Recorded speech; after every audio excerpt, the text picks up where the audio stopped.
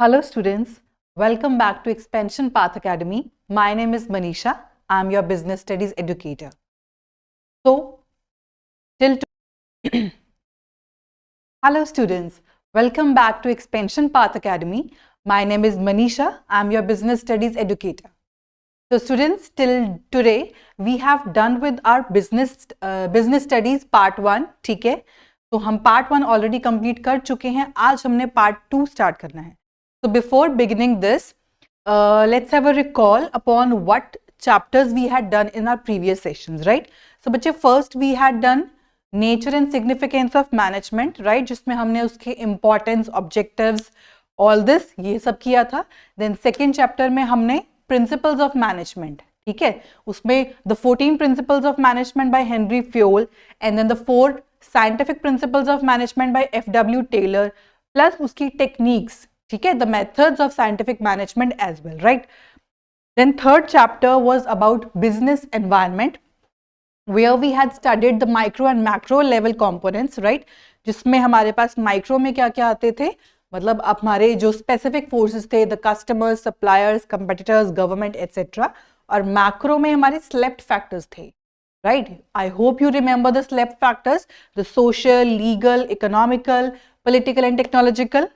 So all this we had done in business environment. उसके बाद हमारा शुरू होता था series that was the functions of management. So planning, ठीक है, then organizing किया हमने, then staffing, directing, controlling, POS, DC से. This is the acronym to learn the planning, organization, staffing, directing and controlling. ठीक है, तो यहाँ तक हमारे functions of management complete होते हैं. आगे हम चलते हैं business studies के part 2 पे. So to begin with, the first chapter under this is your financial management. ठीक है, मैनेजमेंट का क्या क्रक्स है वो हम सब पढ़ चुके हैं पार्ट 1 के अंदर. Now it's turn to learn about financial management. ठीक है, फाइनेंशियल मैनेजमेंट मींस क्या है, फाइनेंस को मैनेज करना. तो chapter is all about how to manage the finances. अब ये फाइनेंस की बात करें तो फाइनेंस होता क्या है, first of all you need to know finance मतलब क्या बच्चे, money. Why money? What is the importance about money? यहाँ पे क्यों पढ़ने वाले हैं?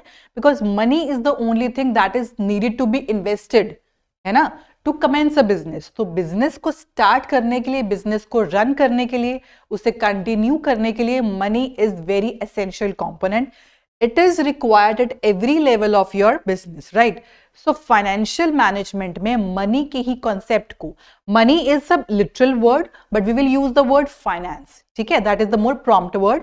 So finance refers to that money which is needed to invest in your business, to run it, to commence it, to operate it, ठीक है. So money required for carrying out business activities is called business finance.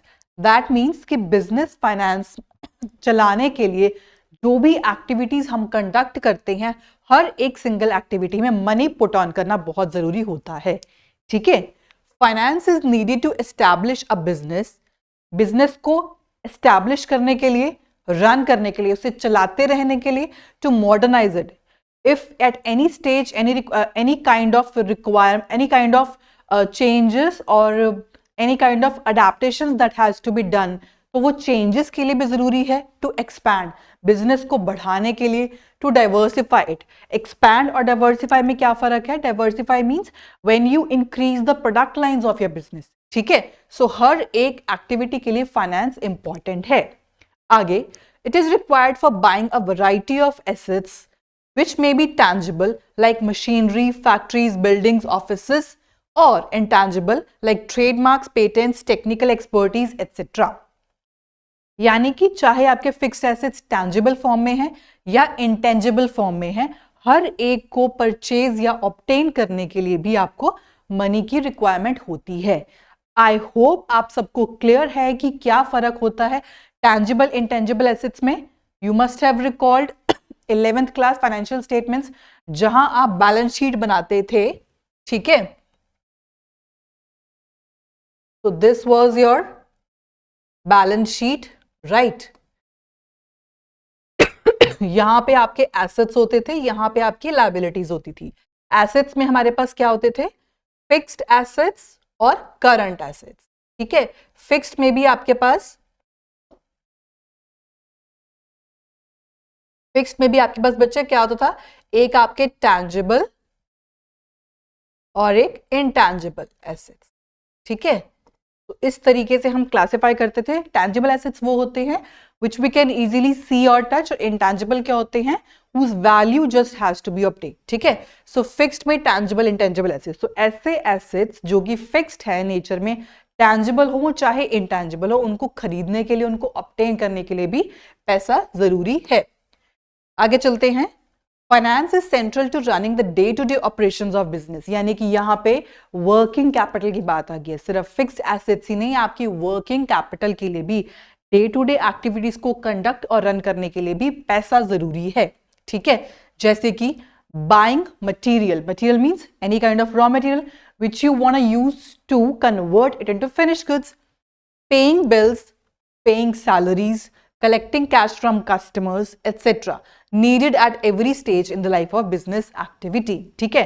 So ये कुछ basic points थे finance के बारे में which you should know कि where it is actually required। अब हम इसको डिटेल में पढ़ेंगे आगे, ओके। फाइनेंशियल मैनेजमेंट, तो as I told you, financial management, management का मतलब क्या है, getting things done, the arrangement of things. Financial management means क्या है, मैनेजमेंट किसका करना, फाइनेंस का करना, यानी जो भी मनी आप ऑब्टेन करने वाले हो बिजनेस में पुट ऑन करने के लिए, वो मनी कहां से आएगी, कहां से कितने प्रोपोर्शन में लोगे, उसे कहां कहां इन्वेस्ट करोगे, इन सब का आपको रैशनल डिसीजन लेना पड़ेगा, वो आता है फाइनेंशियल मैनेजमेंट के अंदर, okay. So it is concerned with optimal procurement as well as usage of finance. जो भी आप इन्वेस्ट ऑब्टेन कर रहे हो, सिर्फ ऑब्टेन करना ही जरूरी नहीं है, how you are going to invest वो भी जरूरी पॉइंट है। फॉर ऑप्टिमल प्रोक्योरमेंट, की आपको रीजनेबल सही तरीके से मिले, different available sources of finance are identified and compared in terms of their cost and associated risk, यानी जो भी आप मनी इन्वेस्ट करने वाले हो, how you going to obtain, क्या वो आप बैंक से लोन लेने लगे हो, क्या वो आप पब्लिक से लोन रेज करोगे, you should make a careful analysis of that, ठीक है, कि आप जो फाइनेंस है वो कहां से रेज करने वाले हो, so that should be a very rational decision, okay। Similarly, the finance procured needs to be invested in a manner that the returns from the investment exceed the cost at which procurement has taken place। अब जो भी finance आपने procure किया है, इकट्ठा किया है, raise किया है, उसको उस तरीके से इन्वेस्ट करना सो दैट कि आपका वो आपको रेवेन्यू जनरेट करके दे। मुझे रेवेन्यू क्या होगा, जो आप कॉस्ट लगा रहे हो और उस पे जो आपको रिटर्न मिलेगा, that return should be higher as compare to the invested amount of cost, तभी उसको बोलेंगे कि हम ये एक वाइज डिसीजन है, that you have invested finance in a very effective manner, ठीक है। So FM aims at reducing the cost of funds procured, जहां से आप फंड्स रेज कर रहे हो उनको प्रोक्योर करने की कॉस्ट कम हो, keeping the risk under control.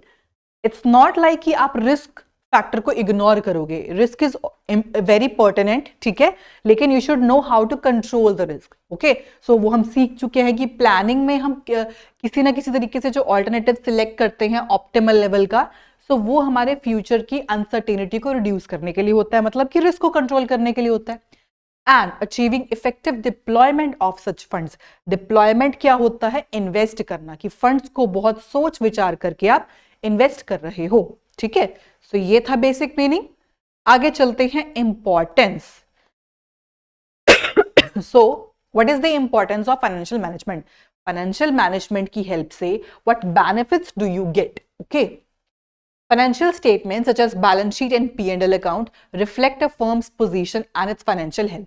So everybody knows कि जो भी हम 11th क्लास में सीखते थे, the financial statements, trading account, profit loss account and your balance sheet, है ना, वो क्यों बनाई जाती थी, हमारा अल्टीमेट गोल था ये our assets should be equal to our liabilities so that it will interpret our financial position of the company, ठीक है।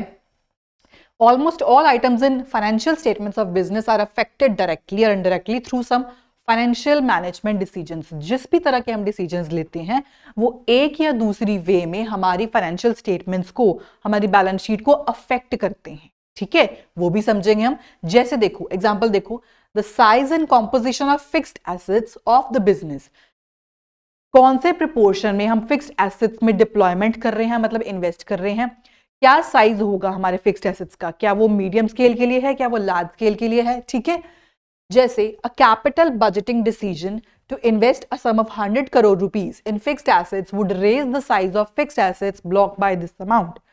ठीक है, कैपिटल बजटिंग डिसीजन क्या होता है, जब हम फिक्स्ड एसेट्स में इन्वेस्ट करते हैं तो अमाउंट के अकॉर्डिंग हमारा जो इन्वेस्टमेंट का स्ट्रक्चर है वो इंक्रीज हो जाता है। The quantum of current assets, quantum means the amount of current assets and its breakup into, breakup refers to हमारे current assets कौन सी कैटेगरीज में आते हैं, you remember cash in hand, cash at bank, इनको हम क्या बोलते थे, कैश एंड कैश इक्विवेलेंस, ठीक है। इन्वेंट्री यानी कि स्टॉक, रिसीवेबल्स, बिल्स या trade receivables. With an increase in investment in fixed assets there is the commensurate increase in the working capital requirement. अब जैसे फिक्स्ड कैपिटल के लिए हम क्या यूज करते हैं, capital structure, capital budgeting decision, उसी तरीके से हम वर्किंग कैपिटल के लिए what will we use, working capital के लिए हम करंट एसेट्स यूज करते हैं। यानी कि करंट एसेट्स और करंट लायबिलिटीज के डिफरेंस को हम वर्किंग कैपिटल से मेजर करते हैं, ठीक है। The amount of long and short term funds to be used, कितना हमें लॉन्ग टर्म फंड्स कितने टाइम के लिए चाहिए, क्या वो टाइम पीरियड लंबा है या वो टाइम पीरियड छोटा है, ठीक है। Financial management among others involves decision about the proportion of long and short term funds. तो फाइनेंशियल मैनेजमेंट की हेल्प से ही हम ये डिसाइड कर पाते हैं whether we want to invest in long term assets और short term assets, okay. Other point is breakup of long term financing into debt, equity etcetera. अब ये कितना प्रोपोर्शन डेट का होगा, कितना इक्विटी का होगा, यही हम पढ़ेंगे कैपिटल स्ट्रक्चर में, कैपिटल बजटिंग डिसीजंस में, ठीक है। वो सब पढ़ेंगे। All items in P&L account जैसे कि इंटरेस्ट, एक्सपेंस, डेप्रिसिएशन एटसेट्रा। अब ये सारी चीजें कौन सी हैं, ये सारे वो कंपोनेंट्स हैं जो हमारे प्रॉफिट लॉस के डेबिट साइड पे आते हैं, यानी कि एक्सपेंस साइड पे आते हैं। तो higher amount of debt means higher interest expense in future. Similarly, use of higher equity may entail higher payment of dividends. जब हम डेट का इस्तेमाल ज्यादा करते हैं तो हमारे ऊपर ऑब्लिगेशन है कि हमें whether the company is running a sufficient amount of profit or not, लेकिन हमें अपने डेट होल्डर्स को, डिबेंचर होल्डर्स को पेमेंट करना पड़ेगा इंटरेस्ट का। लेकिन इक्विटी में क्या है, use of higher equity may entail higher payment of dividends. Equity ज्यादा हम होल्ड करते हैं तो यानी कि हमारे इक्विटी शेयर होल्डर्स है, उनको हमें डिविडेंड पे करने का ऑब्लिगेशन रहता है। तो यहाँ पे ये बताना चाह रहे हैं कि अगर हम डेट का यूज ज्यादा करते हैं तो हमारे क्या ऑब्लिगेशन है कंपनी की, और अगर हम इक्विटी यूज करते हैं तो क्या ऑब्लिगेशन है, ओके ओके। सो आगे चलते हैं, ऑब्जेक्टिव्स ऑफ फाइनेंशियल मैनेजमेंट। बहुत स्मॉलर ऑब्जेक्टिव्स भी है, बट द मेन ऑब्जेक्टिव जिस पे हम फोकस करने वाले हैं फाइनेंशियल मैनेजमेंट पे, वो बच्चे है about just to maximise the wealth of our share holders, equity share holders, ठीक है। The primary aim of financial management is to maximise share holders wealth, ठीक है। वेल्थ मैक्सिमाइजेशन कॉन्सेप्ट, पहली बात आपको पता होना चाहिए शेयर होल्डर्स कौन होते हैं। ये वो लोग हैं जो हमारी कंपनी में इन्वेस्ट करते हैं, ठीक है, और हमारी कंपनी के ओनर्स होते हैं। अब जो शेयर होल्डर्स है वो हमारे शेयर होल्डर्स हमारे जो होते हैं वो इक्विटी के भी होते हैं और प्रेफरेंस के भी होते हैं, ठीक है, इक्विटी वाले भी और प्रेफरेंस वाले भी। सो शेयर होल्डर कौन होते हैं, जो हमारी कंपनी में इन्वेस्ट करते हैं, आइदर 1%, आइदर 50%, कुछ भी अमाउंट इन्वेस्ट करेंगे वो हमारी कंपनी के ओनर बन जाते हैं, उनको हम शेयर होल्डर्स कहते हैं। उनकी वेल्थ को बढ़ाना मींस क्या है, अगर उन्होंने इन्वेस्ट किया है तो दैट मींस उनको कंसिडरेशन में कुछ चाहिए, ठीक है। सो कंसिडरेशन में what they are going to receive the amount of dividend, ठीक है। सो शेयर होल्डर्स को उनकी वेल्थ पे जो इन्वेस्ट कर रहे हैं क्या दिया जाता है, डिविडेंड दिया जाता है। सो वो डिविडेंड ही उसको प्रमोट करना, उसको इंक्रीज करना, यही फाइनेंशियल मैनेजमेंट का प्राइमरी मोटिव होता है, ठीक है। This is because a company funds belong to shareholders and the manner in which they are invested and the return earned by them determines their market value and price. जिस तरीके से वो invest कर रहे हैं, जिस तरीके से वो उस पर डिविडेंड रिसीव करेंगे, वो डेमोन्स्ट्रेट करेगा कि मार्केट प्राइस क्या चल रहा है, ठीक है, और क्या उसका वैल्यू है, क्या शेयर का वैल्यू है, ठीक है। It means maximisation of market value of equity shares, क्योंकि जो लोग इन्वेस्ट करेंगे आपके शेयर्स में वो कौन होंगे, they will come out of the market only, ठीक है। So those who will invest in your company they are called as share holders. अब वो इक्विटी वाले भी हो सकते हैं, प्रेफरेंस भी हो सकते हैं, ठीक है। फर्क दोनों में ये होगा, जो इक्विटी शेयर होल्डर्स होते हैं उनको हम ओनर्स ऑफ द कंपनी बोलते हैं। उनको रिटर्न्स तभी दिया जाएगा अगर एक company sufficient amount of profit generate करती है, तो otherwise there is no obligation to pay them dividends. Contrarily, preference shareholders के केस में क्या होगा, they will act like a borrowing funds। तो उनके केस में अगर फर्म या अगर कंपनी प्रॉफिट कमा रही है या नहीं भी कमा रही है, लॉस में भी है, तो भी कंपनी के ऊपर ऑब्लिगेशन है कि it has to pay dividend to preference, it has to pay interest to preference share holders, okay. So all financial decisions aim at ensuring that each decision is efficient and adds some value. Such value additions tend to increase the market price of shares. जितने भी financial decisions financial management के अंदर लिए जाते हैं, उनका ये aim होता है कि हर decision proper efficient तरीके से काम करे, हर decision efficient हो। efficient हो means क्या हो, जहां आपके resources की wastage minimize हो सके, ठीक है ना, याद है आपको। So therefore, those financial decisions are taken which will ultimately prove gainful from the viewpoint of shareholders, ठीक है। It is not a guarantee कि आपको रिटर्न मिलेगा ही मिलेगा, लेकिन you can presume in advance कि आपको इस डिसीजन से it will work efficiently, so आपको इस डिसीजन से efficiently returns मिल सकते हैं, okay। So ये थे कुछ objectives। So we can say just in one line that the primary aim of every company should be to increase the shareholders wealth, wealth maximization concept, ठीक है। shareholders की wealth means क्या है, means उनका जो shares का price है वो मार्केट में इंक्रीज होता रहे और उनको उस पर प्रॉम्प्ट डिविडेंड मिलता रहे, ओके। आगे चलते हैं, financial decisions very very very important, ठीक है। तो फाइनेंशियल डिसीजंस हमारे 3 तरह के होते हैं, investment decision, financing decision, dividend decision. आप एक एक्रोनिम से याद कर सकते हो, दैट इज FID, FID, ठीक है। F refers to your financing decision, I refers to investing decision और D refers to dividend decision। इस तरीके से पढ़ेंगे इसको कि आपको बहुत इजी लगे तीनों को कंपेयर करके समझ आने में, ठीक है। So these are your financial decisions, जहां पे एक फर्म को, एक कंपनी को ये डिसाइड करना होता है कि फाइनेंशियल डिसीजन में कौन से तरह के एसेट्स में इन्वेस्ट करना है, इन्वेस्टिंग में कैसा होगा, डिविडेंड में कैसा होगा, ठीक है, वो पढ़ेंगे हम। तो let's begin first with investment decision. अब as you can see in this कि इन्वेस्टमेंट डिसीजन में आपको ये डिसाइड करना है लॉन्ग टर्म या शॉर्ट टर्म, और कितना लॉन्ग टर्म में कितना शॉर्ट टर्म।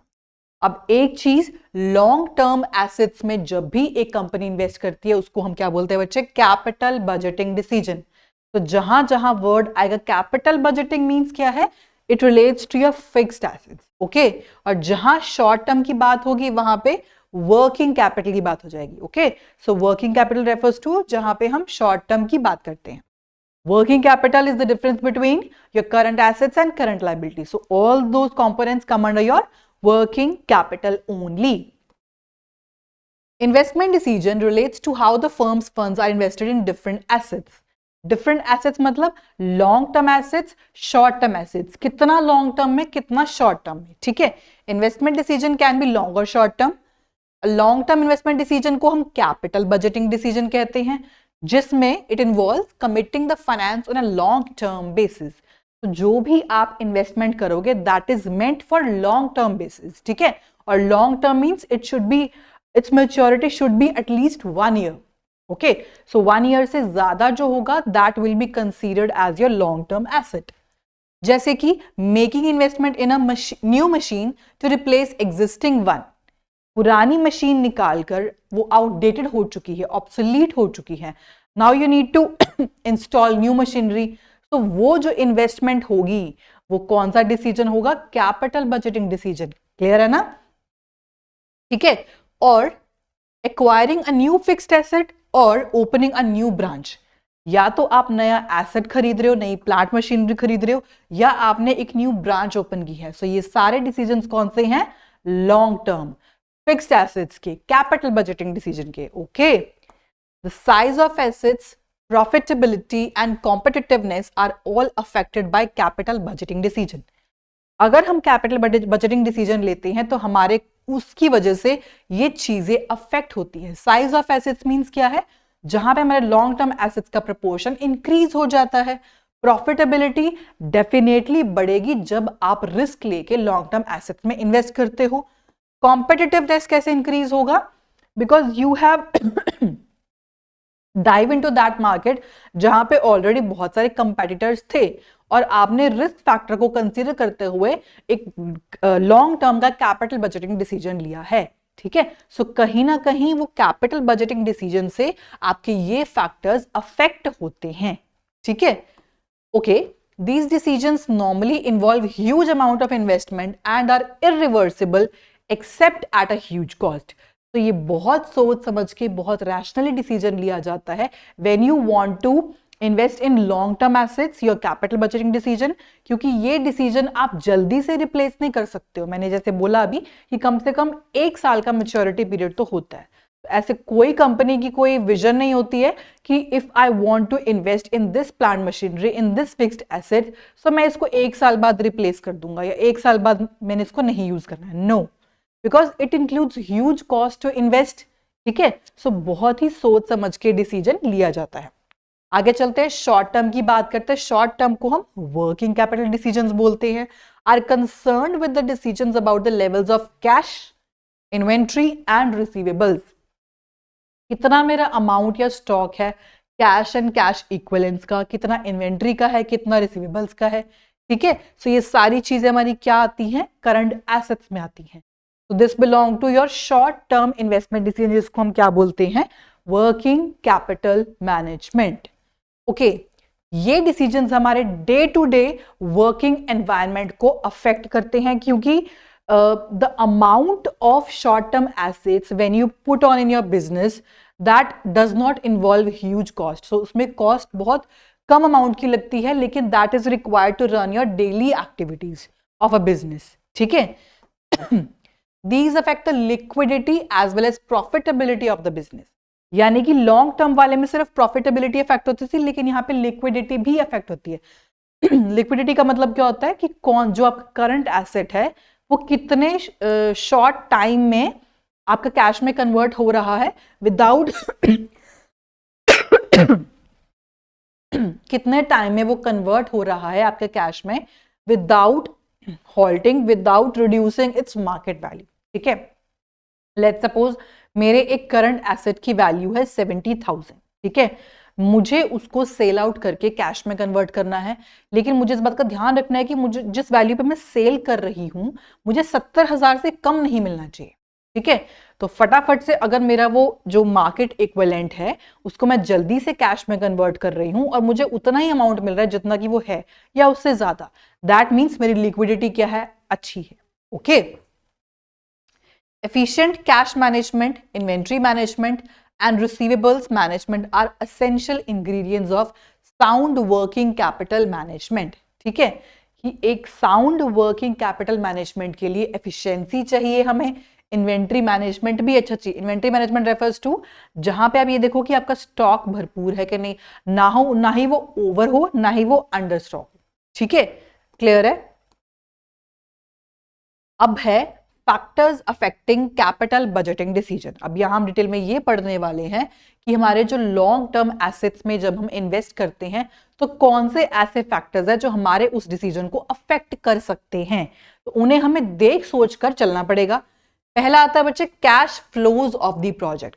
कैश फ्लो का मतलब है कितना आपका इनफ्लो था, कितना आपका आउटफ्लो था, कितना आपने इन्वेस्ट किया है, कितना आपको रिटर्न आया है। So when a company takes investment decision involving huge amount, it expects to generate some cash flows over a period.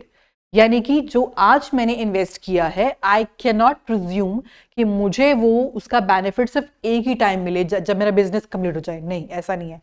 I want my returns every year वो जनरेट हो, मेरे फिजिकल ईयर के एंड होने पे वो profits, वो revenue generate होता रहे, उसको हम बोलते हैं cash flows.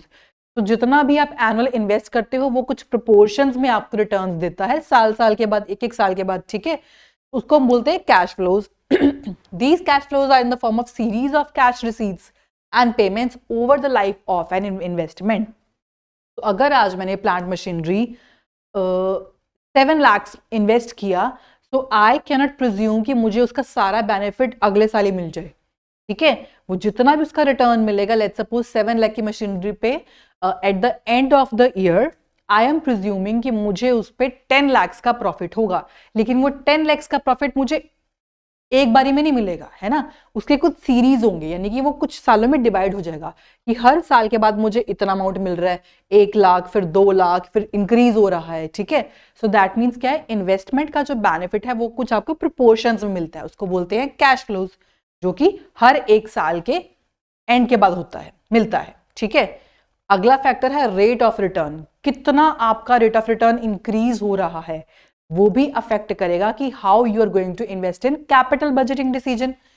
These calculations are based on expected returns from each proposal and the assessment of risk involved.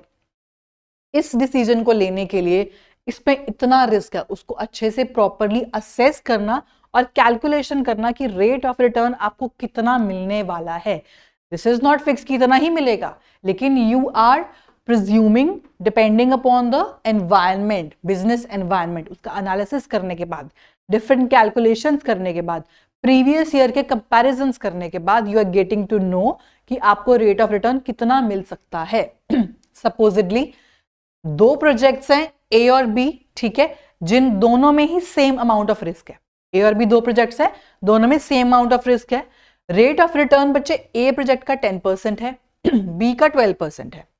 जहां पे रेट, जहां पे अमाउंट ऑफ रिस्क दोनों का सेम है, लेकिन एक में आपको रेट ऑफ रिटर्न 10% मिल रहा है, एक में 12% मिल रहा है, तो जाहिर सी बात है you will definitely select the project B because that will give you a high amount of yield, ठीक है, as compare to 10%। So different 2% ज्यादा आपको रिटर्न दे रहा है, तो ये भी डिपेंड करता है। This is called rate of return. Rate of return कितना मिल रहा है उसके अकॉर्डिंग भी आप एक प्रोजेक्ट को सिलेक्ट करते हो, आप एक प्रोजेक्ट का कैपिटल बजट डिसीजन लेते हो। Next is investment criteria involved. जिस तरीके से आप इन्वेस्ट कर रहे हो उसके क्या फॉर्मेलिटीज है, क्या उसका क्राइटेरिया है, उसके अकॉर्डिंग भी आप डिसीजन लेते हो। The decision to invest in particular project involves a number of calculations regarding amount of investment. जिस भी प्रोजेक्ट में आप इन्वेस्ट करने जा रहे हो उसका कितना इन्वेस्ट करने वाले हो, क्या उसका इंटरेस्ट रेट है, क्या उसके कैश फ्लोज हैं सीरीज में, ठीक है, और क्या उसका रेट ऑफ रिटर्न होगा। There are different techniques to evaluate investment proposals which are known as capital budgeting techniques. अब आए हैं हम पॉइंट पे, ठीक है। सो बहुत सारी टेक्निक्स होती हैं जहां पे हम अलग अलग इन्वेस्टमेंट्स को, अलग अलग प्रोजेक्ट्स को इवेलुएट करते हैं। तो जिस मेथड से, जिन मेथड से हम इवेलुएट करते हैं उन मेथड्स को हम क्या बोलते हैं, कैपिटल बजटिंग की टेक्निक्स, ओके। तो ये हमारे फैक्टर्स थे जो कैपिटल बजटिंग डिसीजन के लिए होते हैं। आगे चलते हैं फाइनेंसिंग डिसीजन। इन्वेस्टमेंट डिसीजन हम कर चुके हैं, अब आगे चलते हैं फाइनेंसिंग डिसीजन। फाइनेंसिंग डिसीजन में हम ये देखते हैं कि एक कंपनी कितना उसका कॉस्ट ऑफ इक्विटी हायर करती है, कितना कॉस्ट ऑफ डेट हायर करती है। अब ये पढ़ने से पहले सबसे पहले आपको पता होना चाहिए क्या होता है डेट, क्या होता है इक्विटी। वापस चलते हैं बैलेंस शीट के ऊपर, ठीक है। ये आपकी बैलेंस शीट है, ये आपकी लायबिलिटी साइड है, ये एसेट साइड है। एसेट को हम कवर कर चुके हैं, ये फिक्स्ड एसेट्स, करंट एसेट्स, ठीक है। फिक्स में हमारे पास क्या थे, कैपिटल बजटिंग वाला, और वर्किंग शॉर्ट में क्या था, वर्किंग कैपिटल, ठीक है। अब आ रही है बारी लायबिलिटीज की। तो लायबिलिटीज में हमारे पास सबसे पहले क्या आता है, इक्विटी, शेयर होल्डर्स, ठीक है, preference share holders, reserves and surplus, हमारा कुछ प्रॉफिट भी रहता है, ठीक है, रिटेन्ड अर्निंग्स होती हैं। देन हम बात करते हैं डिबेंचर्स की, डिबेंचर्स होते हैं। देन लॉन्ग टर्म लोन्स आते हैं। ओके, ऐसे ऐसे करते करते फिर हमारे शॉर्ट टर्म लायबिलिटीज भी आ जाती हैं। अब यहाँ पे कंपनी को ये डिसाइड करना है कि वो कितना इक्विटी लेगा, कितना डिबेंचर्स या लॉन्ग टर्म लोन्स लेगा।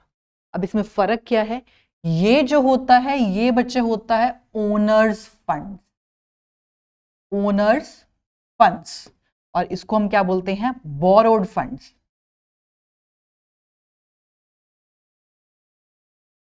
Owner's fund means the permanent capital of a company, यानी कि जो शेयर होल्डर्स ने इन्वेस्ट किया है कंपनी में उसको हम ओनर्स कैपिटल बोलते हैं, ठीक है। उसका प्रिविलेज ये रहता है कि आपको एक कंपनी को उस पर रिटर्न्स देने की ऑब्लिगेशन नहीं होती है कि every year you need to pay dividends on it, क्योंकि you will pay only when you will return sufficient amount of profit. लेकिन बोरोड फंड्स में क्या है, आपने उधार लिया है तो आपके ऊपर एक चार्ज लग जाता है, एक ऑब्लिगेशन है कि you need to pay interest और डिविडेंड अपॉन दैट, ठीक है। अब वही पढ़ेंगे हम। So this decision is about the quantum of finance to be raised from various long term sources. कैसे, the main sources of funds for a firm are share holders funds and borrowed funds, यानी कि ये हमारे क्या हो गए, owners funds हैं और ये बोरोड फंड्स हैं। The shareholder funds refers to equity capital and retained earnings. Equity capital क्या होती है, जो equity shareholders invest करते हैं वो permanent capital होती है, वो उनको तभी redeem होगी, तभी वापस मिलेगी फर्म के वाइंड अप होने पर, ओके। लेकिन उस पे जो बेनिफिट्स अक्रू होते हैं वो उनको एवरी ईयर मिलेंगे if the company earn sufficient amount of profit, okay. Retained earnings क्या होता है, पास्ट प्रॉफिट्स में से जो कुछ कुछ पार्ट आप बचा बचा के कैरी फॉरवर्ड करते हो उसको रिटेन्ड अर्निंग्स कहते हैं हम। बोरोड फंड्स क्या होते हैं, फाइनेंस रेज थ्रू डिबेंचर्स और अदर फॉर्म्स ऑफ डेट। जो भी आपने लोन लिया, जो भी आपने डिबेंचर्स दिए, वो सब कौन सी फॉर्म में आते हैं, बोरोड फंड्स की फॉर्म में। Interest on borrowed funds have to be paid regardless of whether और not a firm has earn profit, ठीक है। फर्म ने या कंपनी ने प्रॉफिट कमाया है चाहे नहीं कमाया है, लेकिन it will act as a charge, it will act as a obligation कि you need to pay them interest या डिविडेंड, ठीक है, किनको, आपके डिबेंचर होल्डर्स को, right. Likewise the borrowed funds have to be repaid at fixed time, time भी fix रहेगा कि उस टाइम पे आपको देना ही देना पड़ेगा, चाहे आपका प्रॉफिट अभी अर्न हुआ है चाहे नहीं हुआ है, ठीक है।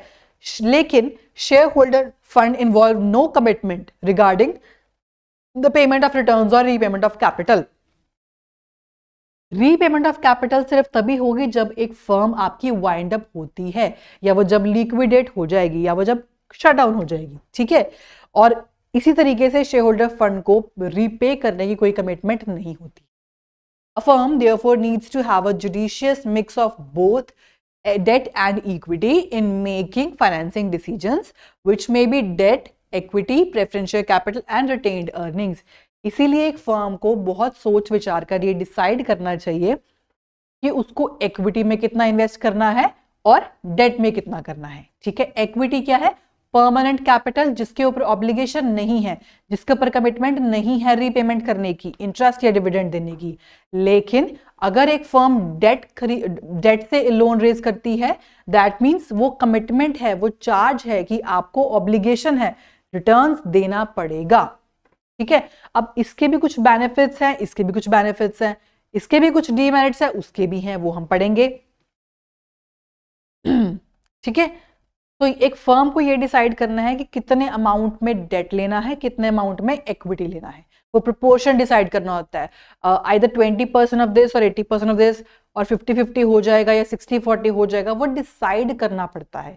वो डिसाइड कैसे करेंगे वो आगे फैक्टर्स में करते हैं, ठीक है। एक और चीज समझना, the fund raising exercise also cost something, this called is flotation cost.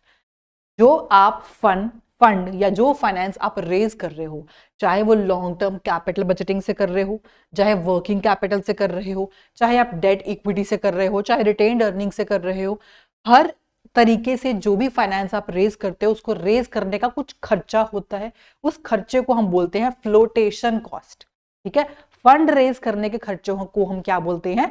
Flotation cost. Okay. अब फाइनेंसिंग डिसीजन लेने के लिए कौन कौन से ऐसे कंपोनेंट्स या फैक्टर्स हैं जो अफेक्ट करते हैं हमारे डिसीजन को? पहला है कॉस्ट। क्या महंगा पड़ रहा है हमें? कॉस्ट महंगा, डेट महंगा पड़ रहा है या इक्विटी महंगी पड़ रही है? The cost of raising funds through different sources are different. A prudent financial manager would normally opt for source which is the cheapest. ठीक है, प्रूडेंट मींस क्या है? जो वाइज पर्सन है, जो वाइज बिजनेस चलाने वाला है, वो इस बेसिस पे डिसाइड करेगा कि मुझे ज्यादा डेट से रेज करना अमाउंट या इक्विटी से, कि मुझे चीपर कौन सा पड़ रहा है दोनों में से। ठीक है, चीपर मींस क्या है? अगर आपका एक पॉइंट ऑफ टाइम पे इक्विटी का मार्केट प्राइस बढ़ गया है तो ज्यादा लोग आपके इक्विटी में इन्वेस्ट करेंगे। ठीक है, वो बेनिफिट है। या फिर जब डेट है आपका, डेट सस्ता हो जाता है, डिबेंचर सस्ते हो जाते हैं तो लोग डिबेंचर्स में इन्वेस्ट करते हैं। और आपको ये भी ध्यान रखना है कि जो डिबेंचर है actually it is the cheaper. ठीक है, in normal sense debt is the cheaper source of finance. वो कैसे होगा वो भी करेंगे। आगे चलते हैं। रिस्क, दोनों में किसका रिस्क ज्यादा है? इक्विटी में रिस्क ज्यादा है या डेट में ज्यादा है? This is not fixed upon all the situations या ऑल द सर्कमस्टेंसेस कि हमेशा आपका इक्विटी में रिस्क ज्यादा है या हमेशा डिबेंचर में रिस्क ज्यादा है। ठीक है, डिबेंचर में रिस्क क्या रहेगा कि आपको वेदर और not you have earn sufficient amount of profits you have to repay them. Equity में क्या है कि इट इज दी कॉस्टलियर, तो कॉस्टलियर है क्योंकि उसमें इन्वेस्टमेंट ज्यादा लगा है तो उस तरीके से रिस्क ज्यादा है उसमें। ओके, फ्लोटेशन कॉस्ट की बात कर रहे हैं तो फ्लोटेशन कॉस्ट क्या होता है? फंड को रेज करने का खर्चा। जितनी ज्यादा फ्लोटेशन कॉस्ट होगी उतना ही वो सोर्स, चाहे वो डेट है चाहे वो इक्विटी है, वो कम अट्रैक्टिव होगा। ठीक है, क्योंकि उसमें खर्चा ज्यादा आया है तो कंपनी उसमें इंटरेस्टेड नहीं होगी। आगे चलते, cash flow position of the company. Cash flow क्या होता है? जब नंबर ऑफ सीरीज में आपको क्या क्या रिटर्न्स मिल रहे हैं उसको कैश फ्लोज कहते हैं। A stronger cash flow position may make debt financing more viable than funding through equity. A cash flow position अगर आपके डेट के अंदर अच्छी है, ज्यादा बेटर है, तो उस केस में जो इन्वेस्टर्स होंगे वो आपको डेट को प्रेफर करेंगे ना कि आपकी इक्विटी को।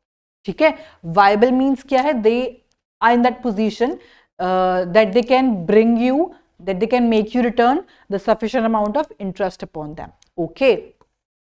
आगे चलते हैं। Fixed operating cost. Operating cost क्या होता है? बिजनेस को चलाने का खर्चा जो आपको डे टू डे बेसिस पे चाहिए होता है, वो फिक्स्ड हो तो if a business has high fixed operating cost, जैसे कि बिल्डिंग का रेंट, इंश्योरेंस की प्रीमियम, सैलरीज, ऐसे खर्चे अगर ज्यादा हो जाएं, it must reduce fixed financing cost. उससे आपके फिक्स्ड फाइनेंसिंग कॉस्ट कम हो जाता है। Hence lower debt financing is better. तो उस केस में आप जब डेट फाइनेंसिंग करते हो तो वो कम करनी चाहिए। ठीक है, क्यों? क्योंकि जब आपके ज्यादा खर्चे इन चीजों में आ रहे हैं, maybe you will not be in that position to repay to your debenture holders, that's why. Okay, इसी तरीके से अगर ऑपरेटिंग कॉस्ट आपके कम है और इसी उस ऑपरेटिंग कॉस्ट कम होने से आपका अमाउंट बच रहा है तो आप डेट में इन्वेस्ट कर सकते हो। ओके, आगे चलते। Control considerations. कंट्रोल कंसिडरेशन मतलब डिल्यूशन ऑफ कंट्रोल तो नहीं हो रहा, इक्विटी का कितना है, डिबेंचर्स का कितना है। तो एज ओनर्स की बात करें तो इक्विटी शेयर होल्डर्स का कंट्रोल होता है कंपनी के डिसीजंस में, लेकिन डिबेंचर होल्डर्स का नहीं होता है। तो वो डिफरेंस कैसे क्रिएट होगा? Issues of more equity may lead to dilution of management control over the business. जितने ज्यादा equity shareholders बनते जाएंगे उनमें कुछ clashes create होते रहेंगे। ठीक है, supersede करते रहेंगे। Debt financing has no such implication क्योंकि डिबेंचर होल्डर्स के पास right to vote होता ही नहीं है, right to make decisions होता ही नहीं है। So जितने equity shareholders बढ़ते जाएंगे उतने ही power, उतना ही dilution of control होता रहेगा। ठीक है, companies afraid of a take over bid would prefer debt to equity. तो जिस केस में कंट्रोल कंसिडरेशंस देखा जाए, कंट्रोल डिल्यूट ना हो, है ना, और इक्विटी हमारे बढ़ ना जाए, तो उस केस में डेट को प्रेफर किया जाता है। Okay, state of capital market. हमारी कैपिटल मार्केट कैसी है? क्या वो बुलिश है, क्या वो बियरिश है? हेल्थ ऑफ कैपिटल मार्केट में also affect during the period when stock market is rising, more people invest in equity. जब स्टॉक मार्केट बढ़ रहा है मतलब उस पर रिटर्न ज्यादा मिलेंगे तो ज्यादा लोग इक्विटी में इन्वेस्ट करेंगे, ठीक है। लेकिन अगर डिप्रेस्ड कैपिटल मार्केट होगी तो इक्विटी शेयर्स का इशू कम हो जाएगा, वो लोग कम इन्वेस्ट करेंगे, ठीक है। सो ये भी डिपेंड करता है कैपिटल मार्केट आपकी बुलिश है या बियरिश है, इंक्रीज हो रही है या फिर डिक्रीज हो रही है। तो ये फैक्टर्स थे आपके जो कि अफेक्ट करते हैं आपके फाइनेंसिंग डिसीजंस को, ठीक है बच्चे। तो अभी तक हमने दो किए हैं, financing decision and investment decision. Investing decision में हम ये देखते हैं कि हमें कितना कैपिटल बजटिंग यानी लॉन्ग टर्म में इन्वेस्ट करना है, कितना शॉर्ट टर्म यानी कि वर्किंग कैपिटल में इन्वेस्ट करना है। लॉन्ग टर्म में हमारे क्या आते हैं, fixed tangible plus intangible assets, और शॉर्ट टर्म में हमारे क्या आते हैं, द करंट एसेट्स, ठीक है। उनमें अच्छा लॉन्ग टर्म में प्रॉफिटेबिलिटी देखते हैं और शॉर्ट टर्म में प्रॉफिटेबिलिटी प्लस लिक्विडिटी दोनों देखा जाता है। फाइनेंसिंग डिसीजन की बात करें तो एक फर्म को डेट ज्यादा लेना है या फिर इक्विटी में ज्यादा प्रेफर करना है, ठीक है।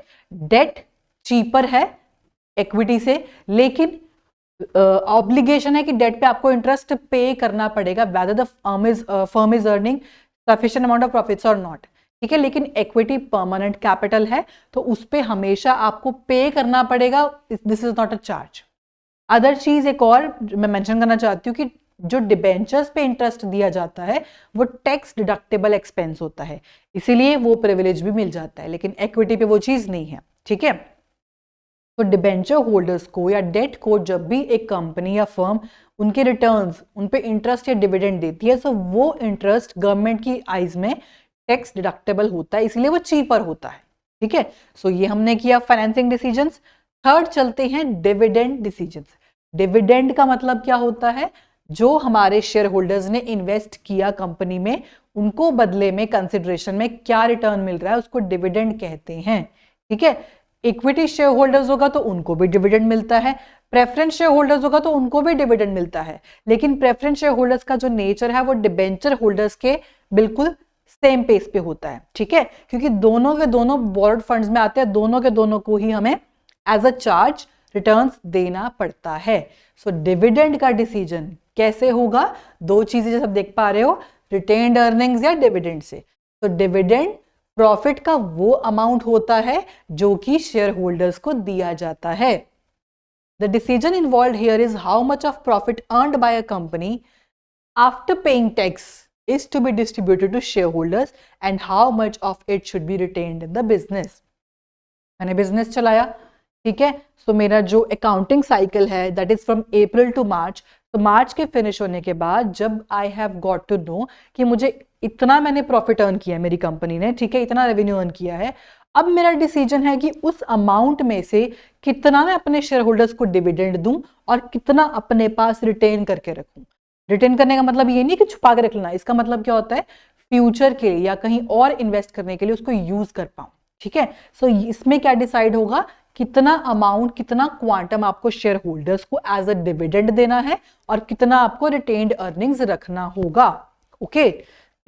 आफ्टर पेइंग टैक्स क्यों बोला है, बिकॉज कॉर्पोरेट टैक्स भी तो पे करना पड़ता है जब भी एक फर्म या कंपनी रन करते हैं एक इंडिविजुअल, तो उसके बाद एवरी ईयर कुछ अमाउंट ऑफ टैक्स भी पे करना जरूरी है। तो वो टैक्स पे करने के बाद वट एवर लेफ्ट उसमें से डिसाइड होता है कितना रिटेन्ड अर्निंग्स होगा और कितना डिस्ट्रीब्यूशन होगा डिविडेंड का, okay. While the dividend constitutes the current income, reinvestment as retained earning increases the firm's future earnings capacity। जहां पे डिविडेंड का काम होता है कि करंट इनकम की री इन्वेस्टमेंट, ठीक है, किसको होगा, शेयर होल्डर्स को, लेकिन रिटेन्ड अर्निंग्स की हेल्प से हम फ्यूचर की सर्टेनिटी ले सकते हैं, यानी कि फ्यूचर की अर्निंग कैपेसिटी इंक्रीज कर सकते हैं, बिकॉज वो अमाउंट हम री इन्वेस्ट कर सकते हैं किसी और फिक्स्ड एसेट्स में, ठीक है। तो this has to be decide, ना ही हम पूरा amount of profit after tax dividend दे सकते हैं, ना ही हम पूरा रिटेन कर सकते हैं। सो वो हमें डिसाइड करना है how much of proportion has to be distributed and how much of it has to be retained, okay. अब फैक्टर्स पढ़ते हैं इनके, कैसे डिसाइड करेंगे हम कि कितना रिटेन करना है और कितना देना है, अमाउंट ऑफ अर्निंग्स, कमाया कितना है, ठीक है। So dividends are paid out of current and past earning, पिछला जितना कमाया था इस बार जितना कमाया है उन सबको मिला के उसमें से डिविडेंड दिया जाता है। Therefore, earnings is a major determinant of decision about dividend। कुछ पिछला पेंडिंग होगा, उस टाइम दे नहीं पाए होंगे शेयर होल्डर्स को क्योंकि उस टाइम प्रॉफिट नहीं कमाया था, लेकिन कुछ था प्रीवियस और कुछ इस बार का मिला के डिविडेंड दे दिया। ठीक है। स्टेबिलिटी अर्निंग्स, जो भी अर्निंग्स हो रही हैं उनकी स्टेबिलिटी कितनी है, क्या वो फ्लक्चुएशन ज्यादा है, ठीक है, क्या बुलिश बियरिश फेज कितना कितना आ रहा है, तो वो स्टेबिलिटी के अकॉर्डिंग भी डिसीजन लेते हैं। तो a company having stable earnings is in a better position to declare higher dividends. तो जो कंपनी एक स्टेबल पोजीशन पे है जहां पे वो प्रॉफिट स्टेबिलिटी से कमा रही है, तो वहां पे वो डिविडेंड ज्यादा देने के हक में हो सकती है। एज अगेंस्ट दिस, जो कंपनी की स्टेबल अर्निंग्स नहीं है वो थोड़े से इस डिफिकल्ट पोजीशन में आ सकते हैं कि डिविडेंड हम ज्यादा नहीं पे कर सकते हैं।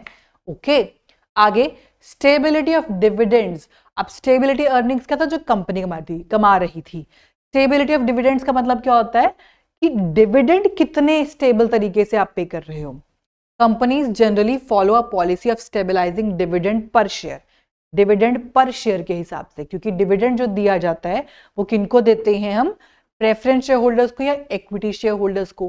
किस पे देते हैं, जो एक यूनिट ऑफ शेयर उन्होंने इन्वेस्ट किया होता है उसके बेसिस पे मिलता है। तो एक यूनिट ऑफ शेयर के बेसिस पे ही डिविडेंड पर शेयर अमाउंट दिया जाएगा।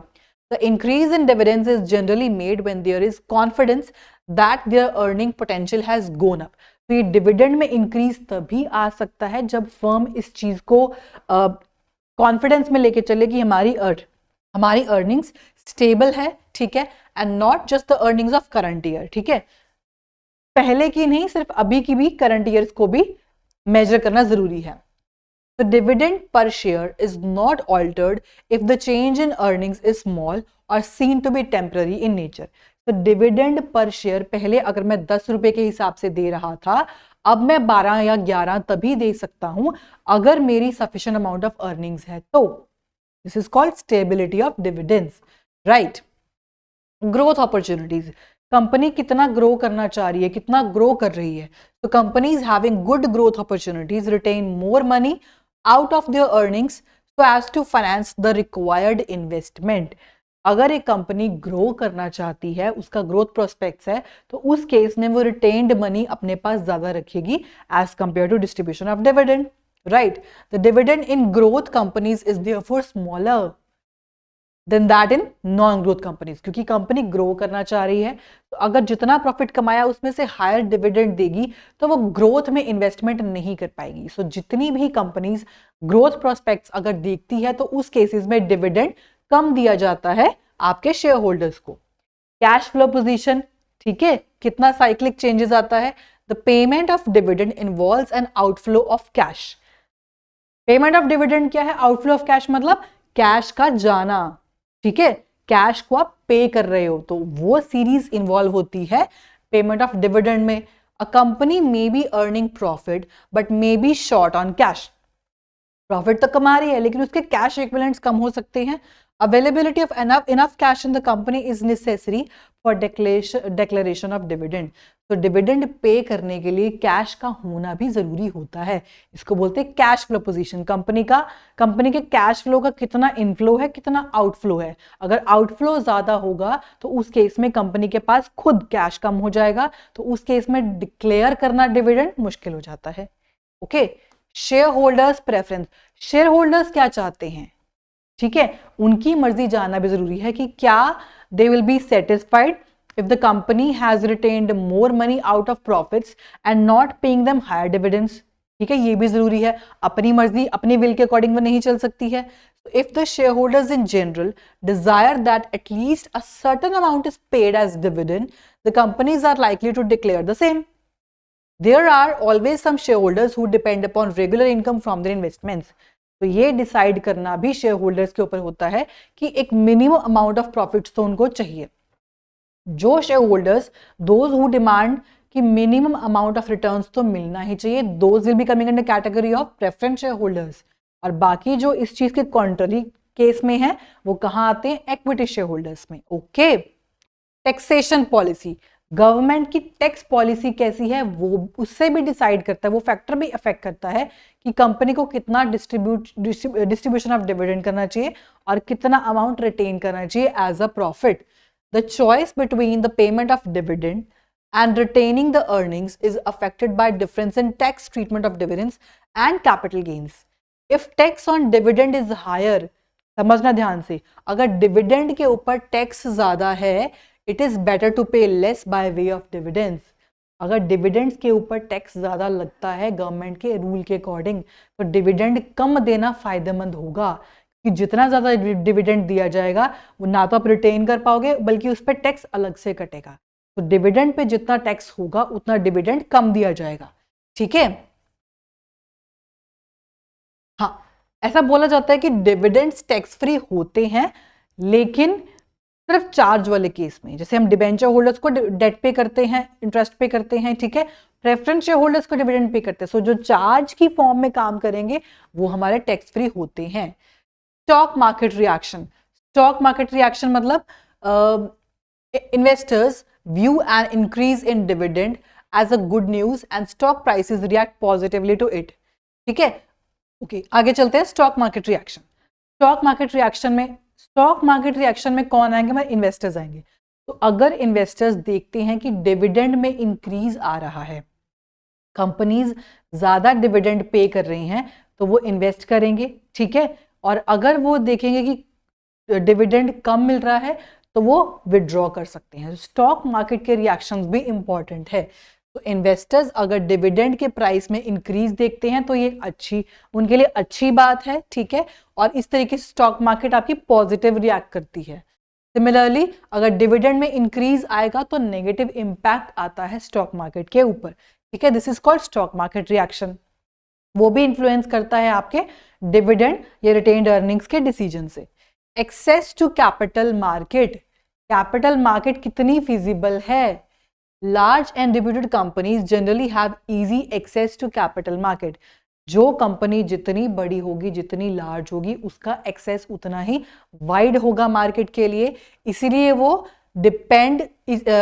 वो रिटेन्ड अर्निंग्स पे लेस डिपेंडेंट होंगे. ठीक है, अपनी ग्रोथ के लिए, क्योंकि उनको पता है कि उनकी जो पहुंच है, उनकी जो फिजिबिलिटी है वो लार्जर मार्केट तक स्प्रेड है, तो ज्यादा लोग उनमें इन्वेस्ट कर सकते हैं, तो उनको इक्विटी ज्यादा मिल सकता है. ठीक है. लेकिन जिन कंपनीज की एक्सेस कम है, फिजिबिलिटी कम है लोगों तक, उनको वो अमाउंट कम मिलेगा. ओके. लीगल कॉन्स्ट्रेंट्स मतलब कुछ जो प्रोविजन सरकार बनाती है. Certain provisions of Companies Act place restrictions on payout as dividend.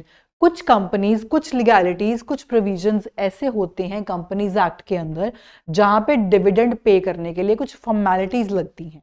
तो अगर वो फॉर्मेलिटीज बहुत ही स्ट्रिंजेंट हैं, बहुत ही ज्यादा, बहुत ही स्ट्रिक्ट हैं, तो उस केस में डिविडेंड कम दिया जाएगा. और जहां ये प्रोविजंस आपकी थोड़ी सी लीनियंट होती हैं, वहां पे आपको डिविडेंड ज्यादा पे किया जाएगा. This is called legal constraints.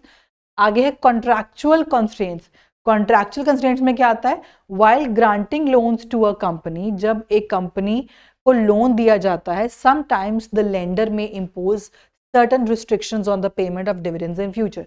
तो इन्वेस्ट करने वाला भी उस टाइम एक कॉन्ट्रैक्ट में एंटर हो सकता है कि मैं इसी कंडीशन पे इन्वेस्ट करूंगा कि मुझे मेरा फिक्स्ड अमाउंट ऑफ रिटर्न मिलता रहेगा, फिक्स्ड अमाउंट ऑफ डिविडेंड मिलता रहेगा.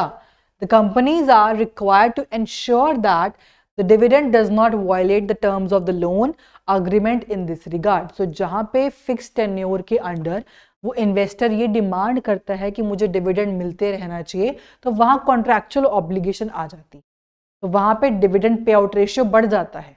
ओके. अदरवाइज दूसरी कंडीशन में कम हो जाएगा. तो ये थे बच्चे फैक्टर्स दैट वर अफेक्टिंग या influencing your dividend decision. Very very important. Okay. Okay, so आगे स्टार्ट करते हैं हम फाइनेंशियल प्लानिंग. फाइनेंशियल मैनेजमेंट हमारा फिनिश हो चुका है. फाइनेंशियल मैनेजमेंट में क्या है? How you are managing your finance. ठीक है. So there you are going to take decisions out of the three. That was FID decisions. F refers to financing decisions, I refers to investing decisions, and D refers to dividend decisions. Financing decisions में you need to take decision out of capital budgeting or working capital. ठीक है.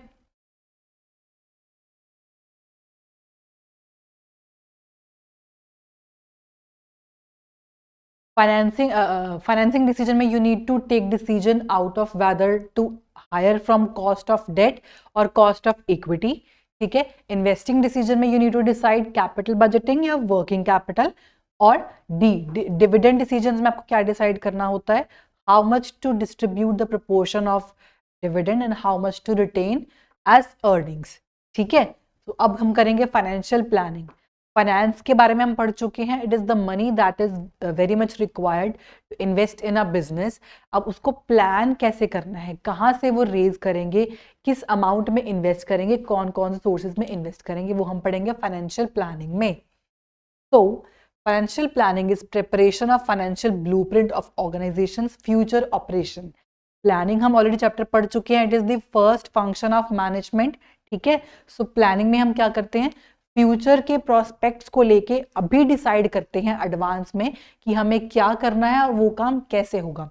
Same चीज finance के बारे में, future के operations conduct करने के लिए इस टाइम पे डिसाइड किया जाता है कि फाइनेंस कहाँ से प्रोक्योर करेंगे, किस अमाउंट में करेंगे, कहाँ कहाँ इन्वेस्ट करेंगे, ओके। अब इसका ऑब्जेक्टिव क्या होता है, to ensure that enough funds are available at right time. हमारे पास सही टाइम पे सफिशिएंट फंड्स हैं या नहीं, वो चीज डिसाइड करना, उस चीज का डिसीजन लेना काम होता है फाइनेंशियल प्लानिंग का।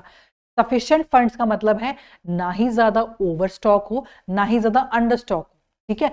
अंडर स्टॉक होगा तो आपके day to day operations halt हो सकते हैं, ओवर स्टॉक होगा तो आपका वेस्टेज इंक्रीज हो सकता है, राइट। सो फाइनेंस को प्लान कैसे करना है वो सब हम सीखेंगे फाइनेंशियल प्लानिंग में। If adequate funds are not available, the firm will not be able to honor its commitments and carry out its plan, ठीक है। So जितना benchmark सोचा था उसके according it cannot achieve that if the sufficient amount of funds is not available. On the other hand, अगर excess funds हैं तो वो unnecessarily आपका खर्चा बढ़ाते रहेंगे और wastage होती रहेगी, ठीक है। So financial planning it aims at smooth operations by focusing on fund requirements and their availability in the light of financial decisions. जो भी हम फाइनेंशियल डिसीजंस लेने वाले हैं उनको ध्यान में रखते हुए हमारे फाइनेंस को मैनेज करना, उनको प्लान करना कि कैसे प्रोक्योर करना है, कैसे उनको इन्वेस्ट करना है। It enables the management to foresee the fund requirements, both the quantum as well as the timing. सही अमाउंट में सही टाइम पे उसको प्रोक्योर करना, उसको ऑब्टेन करना, उसको इन्वेस्ट करना, ये भी डिसीजन हम लेते हैं फाइनेंशियल प्लानिंग में। तो हमारा एक क्या हुआ, अवेलेबिलिटी ऑफ फंड देखना जब रिक्वायर है। दूसरी चीज है वो हमारे फर्म के अननेसेसरी रिसोर्सेज को ना बढ़ाए। तो ये दो ऑब्जेक्टिव्स मेन होते हैं। अब फाइनेंशियल प्लानिंग में हमारे दोनों तरह के डिसीजंस आते हैं, शॉर्ट टर्म भी होते हैं, लॉन्ग टर्म भी होते हैं। शॉर्ट टर्म प्लानिंग भी और लॉन्ग टर्म प्लानिंग भी। Long term planning relates to long term growth and investment. It focuses on capital expenditure programs, the capital budgeting decisions. Short-term planning covers short-term financial plan called budget. ये समझ आ गया आपको, ठीक है। सो जहां पे हम लॉन्ग टर्म प्लानिंग की बात करते हैं वहां हमारे कैपिटल बजटिंग या कैपिटल एक्सपेंडिचर्स आते हैं, और जहां हम शॉर्ट टर्म प्लानिंग की बात करते हैं वहां हम बजट के लिए डिसाइड करते हैं। Typically financial planning is done for 3 to 5 years.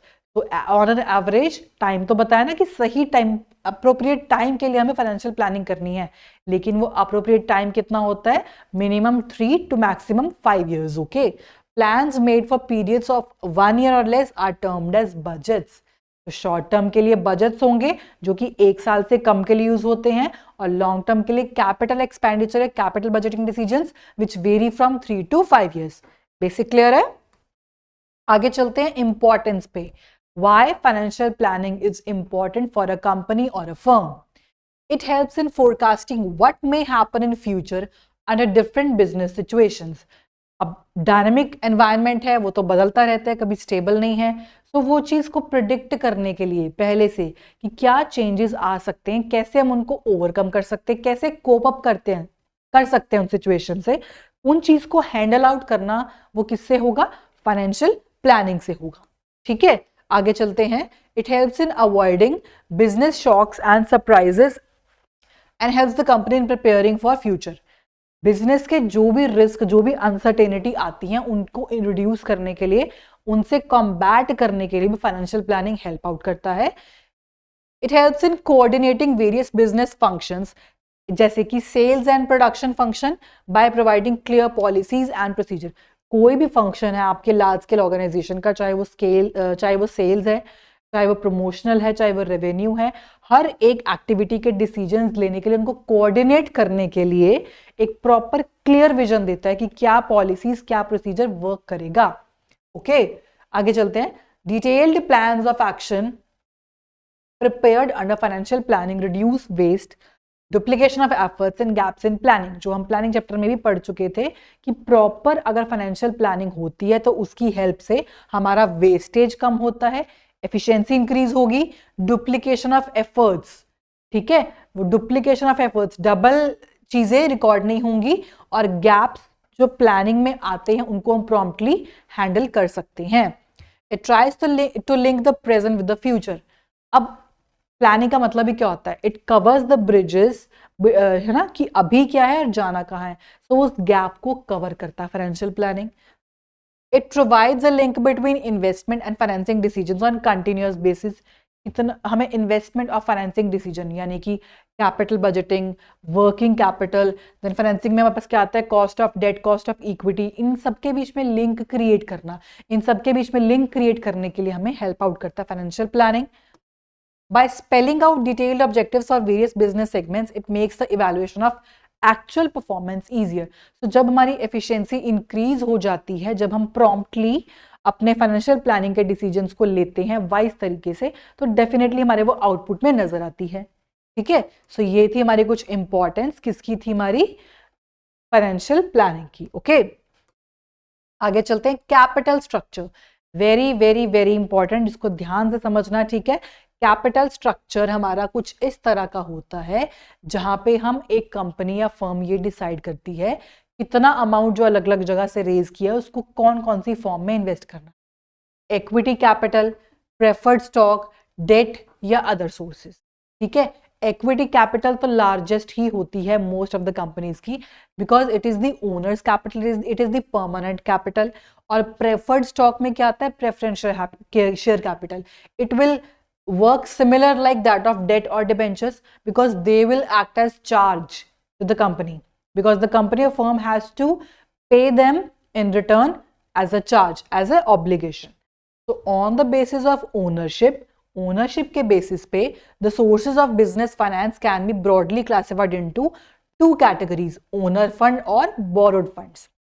Ownership के बेसिस पे आपका कैपिटल स्ट्रक्चर दो तरीके से डिवाइड होता है, एक होता है आपका ओनर्स फंड्स, एक होता है बोरोड फंड्स। ठीक है, owners funds consist of equity share capital, preference share capital and reserves and surplus या फिर रिटेन्ड अर्निंग। ठीक है, सो बैलेंस शीट याद आ रही है। ठीक है, लायबिलिटी साइड में हमारे पास ओनर फंड में क्या क्या आता है? हमारे जितने भी equity share capital, preference share capital और रिटेन्ड अर्निंग्स, ये किसके पार्ट होते हैं? ओनर्स फंड्स के पार्ट होते हैं। ये क्या होता है? Permanent capital of the company होती है। इन पे चार्ज नहीं होता है कि आपको रीपे करना पड़े अपने होल्डर्स को। ठीक है, बोरोड फंड्स में क्या आता है? Loans, debentures, public deposits. These may be borrowed from banks, other FIIs, debenture holders या पब्लिक। तो इनके ऊपर हमेशा एक चार्ज रहता है रीपे करने का, द डिविडेंड और the amount of interest. Okay, तो ये देखते हैं हमारे पास कैपिटल स्ट्रक्चर के कंपोनेंट्स हैं, owners capital, borrowed capital on the basis of ownership. ठीक है, सो ओनर्स कैपिटल में क्या क्या आता है? Equity shares, preference shares, retained earnings या फिर reserve and surplus. Borrowed capital में क्या क्या आता है? Debentures and term loans. Capital structure refers to mix between owners and borrowed funds. कितना अमाउंट ऑफ ओनर फंड लेंगे, कितना अमाउंट ऑफ बोरोड फंड लेंगे, उनके मिक्स को डिसाइड करना, उनके प्रपोर्शन को डिसाइड करना, उसको बोलते हैं कैपिटल स्ट्रक्चर। जैसे कि इस कर्व में देखना बच्चे, इक्विटी कैपिटल, प्रेफर्ड कैपिटल, ये आपका किस में आता है? Owners capital. डेट और अदर सोर्सेस किस में आएंगे? बोरोड फंड्स में आएंगे। ठीक है, so these shall be referred as equity and debt. It can be calculated as debt equity ratio or as proportion of debt out of total capital. ठीक है, ratios पढ़ा है आपने, right? So ratios में हम debt equity ratio करते थे, debt upon equity, debt upon equity. तो debt आपका क्या है? बोरोड फंड है, इक्विटी क्या है आपका, ओनर्स फंड्स है। डेट अपॉन इक्विटी, इस रेशियो के हिसाब से उसको डिसाइड किया जाता है, कैलकुलेट किया जाता है, ठीक है। Debt and equity differ significantly in their cost and riskiness for the firm. दोनों की अलग अलग रिस्क फैक्टर्स हैं, दोनों की अलग अलग प्रपोर्शंस हैं। The cost of debt is lower than the cost of equity for a firm because the lenders risk is lower than the equity share holders risk. तो जो कंपनी में इन्वेस्ट करेगा उसका रिस्क हमेशा ज़्यादा रहेगा, उसका कंट्रोल हमेशा ज़्यादा रहेगा, ठीक है, as compare to debenture holders, because वो आपने बोरो किया है। तो एक तरह से जो रिस्क फैक्टर ले सकते हैं, एक तरह से जो कॉस्ट ले सकते हैं, वो इक्विटी वालों की ज़्यादा होती है, ठीक है, as compare to debt. Since the lender earns assured return and repayment of capital, therefore they should require a lower rate of return. ठीक है, सो जहां पे डेट के ऊपर चार्ज है कंपनी का कि कंपनी ने उसको रीपे करना है, तो वो कॉस्ट भी एनालाइज करनी जरूरी होती है। Additionally interest paid on debt is deductible expense. Debentures के ऊपर जो इंटरेस्ट दिया जाता है वो टैक्स डिडक्टेबल होता है, ठीक है, for computation of tax liability, whereas dividends are paid out of after tax profits. जैसे कि पहले मैंने बताया था कि डिविडेंड जब भी पे करते हैं शेयर होल्डर्स को, वो हमेशा टैक्स का अमाउंट पे करने के बाद वट एवर लेफ्ट उसमें से डिसाइड किया जाता है कि कितना डिविडेंड देना है, कितना रिटेन्ड अर्निंग्स रखना है, ठीक है। सो डिविडेंड तो आफ्टर टैक्स होता है, लेकिन जो आप इंटरेस्ट पे करते हो डिबेंचर्स के ऊपर, वो tax deductible expense already in the eyes of government. Increased use of debt is likely to lower the overall cost of capital of the firm provided then the cost of equity remains unaffected। अगर आप एक company में date का इस्तेमाल ज्यादा कर रहे हो, बोरो फंड्स को बोरो ज्यादा कर रहे हो, तो उस केस से आपका कंपनी की कॉस्ट ऑफ इक्विटी कम हो जाएगी, ओनर्स कैपिटल कम हो जाएगी, ठीक है। सो लेंडिंग पावर ज्यादा होगी है तो वो ऑब्लिगेशन है कि आपको उस पर इंटरेस्ट पे करना ही पड़ेगा। Debt is cheaper but is more risky. Cheaper तो है लेकिन रिस्की भी है बिजनेस के लिए, because the payment of interest is act as obligatory, okay. Higher use of debt increases the fixed financial charges of the business. Financial charges है, it has to be paid irrespective of the fact whether the firm has earned sufficient amount of profit or not, okay. A capital structure will be said to be optimal when the proportion of debt and equity is such that it results in increasing the value of equity share. So capital structure से हमें ये decide करने का मौका मिलता है कि हमें कितना proportion of debt use करना चाहिए और कितना equity use करना चाहिए, ताकि market में हमारी shares की जो है value increase हो सके, ओके। तो आगे चलते हैं बच्चे, factors affecting choice of capital structure. Capital structure decide करने के लिए कुछ फैक्टर्स है जिनको ध्यान रखना जरूरी है, जिनको सोच समझ के, जिनको देखते हुए आप ये डिसाइड करोगे whether you should opt for more of debt और मोर ऑफ इक्विटी। पहला है कैश फ्लो पोजीशन। कंपनी की कैश फ्लो पोजीशन कैसी है, इनफ्लो ज्यादा है या आउटफ्लो ज्यादा है, ठीक है। Size of projected cash flows must be considered before borrowing. Cash flows must not only cover fixed cash payment obligation, but there must be sufficient buffer also. सिर्फ आप आउटफ्लो करते जा रहे हो, डिविडेंड्स को पे आउट करते जा रहे हो, लेकिन आपके पास खुद कैश का बफर स्टॉक नहीं है, तो there is no point of lending amount out of your borrowing funds और owner funds. It must be kept in mind that the company has cash payment obligations for, किस किस के लिए होते हैं, normal business operations, working capital के लिए, investment in fixed assets, capital budgeting के लिए, ठीक है ना, ओके। सो ये हमारा क्या था, वर्किंग कैपिटल के लिए, वर्किंग कैपिटल के लिए, क्योंकि ये हमारा शॉर्ट टर्म है,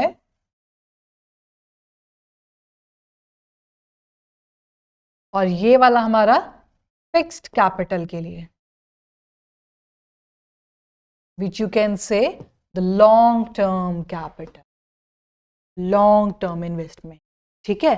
तो यानी कि कंपनी को ये ध्यान रखना जरूरी है कि कैश पेमेंट ऑब्लिगेशंस कैसी हैं, वर्किंग कैपिटल के टुवर्ड्स और फिक्स्ड कैपिटल के towards, for meeting the debt service commitments, payment of interest and repayment of principal, ठीक है, ओके। आगे चलते हैं। सेकेंड फैक्टर है इंटरेस्ट कवरेज रेशियो। कितनी तेजी से, कितनी ज्यादा अमाउंट में इंटरेस्ट रिकवर हो रहा है, उससे भी डिसाइड किया जाता है कि इक्विटी ज्यादा लेनी चाहिए या डेट ज्यादा लेना चाहिए। तो इंटरेस्ट कवरेज रेशियो का मतलब क्या होता है? Number of times earnings before interest and taxes of company covers the interest obligation. तो सारे इंटरेस्ट या टैक्स पे करने से पहले इंटरेस्ट का जो अमाउंट है वो कितनी बार, उसकी फ्रीक्वेंसी क्या है, कितनी फ्रीक्वेंसी से आप उसको अर्न कर रहे हो, ठीक है। उसका फॉर्मूला क्या है इंटरेस्ट कवरेज रेशियो का? EBIT। EBIT refers to earnings before interest and tax. ये ध्यान रखना जरूरी है। इंटरेस्ट कवरेज रेशियो हम तभी डिसाइड कर सकते हैं जब वो इंटरेस्ट और टैक्स से पहले कैलकुलेट कर सके, ठीक है। This higher the ratio lower shall be the risk of company. जितनी ज्यादा रेशियो होगी, जितनी तेजी से हम इंटरेस्ट कवरेज रेशियो इंक्रीज करते जाएंगे, उस तरीके से कंपनी का रिस्क कम होता जाएगा, ठीक है। आगे है डेट सर्विस कवरेज रेशियो। अब इंटरेस्ट कवरेज रेशियो का मतलब क्या है? नंबर ऑफ टाइम्स जब आप इंटरेस्ट अर्न कर रहे हो, अगर ये रेशियो ज्यादा होगी तो कंपनी का रिस्क कम होता जाएगा। डेट सर्विस कवरेज रेशियो में क्या है?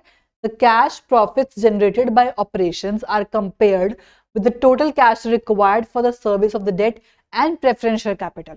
जितने भी कैश प्रॉफिट्स हैं जो कंपनी अपने ऑपरेशंस, अपनी एक्टिविटीज से जनरेट करती है, उसको कंपेयर किया जाता है कि कितना एक्चुअली कैश चाहिए था डेट को सर्विस, डेट की सर्विस के लिए, ठीक है, और प्रेफरेंशियल कैपिटल की सर्विस के लिए उसको कंपेयर किया जाता है।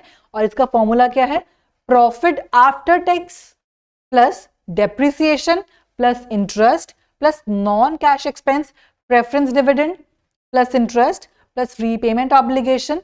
अब ये फॉर्मूला से वी कैन डिसाइड कि हमारा जो डेट सर्विस कवरेज रेशियो अगर वो हायर होगा तो क्या इंपैक्ट होगा, लोअर होगा तो क्या इंपैक्ट होगा। तो higher ratio indicates better ability to meet cash commitments and consequently the company's potential to increase debt component is in its capital structure।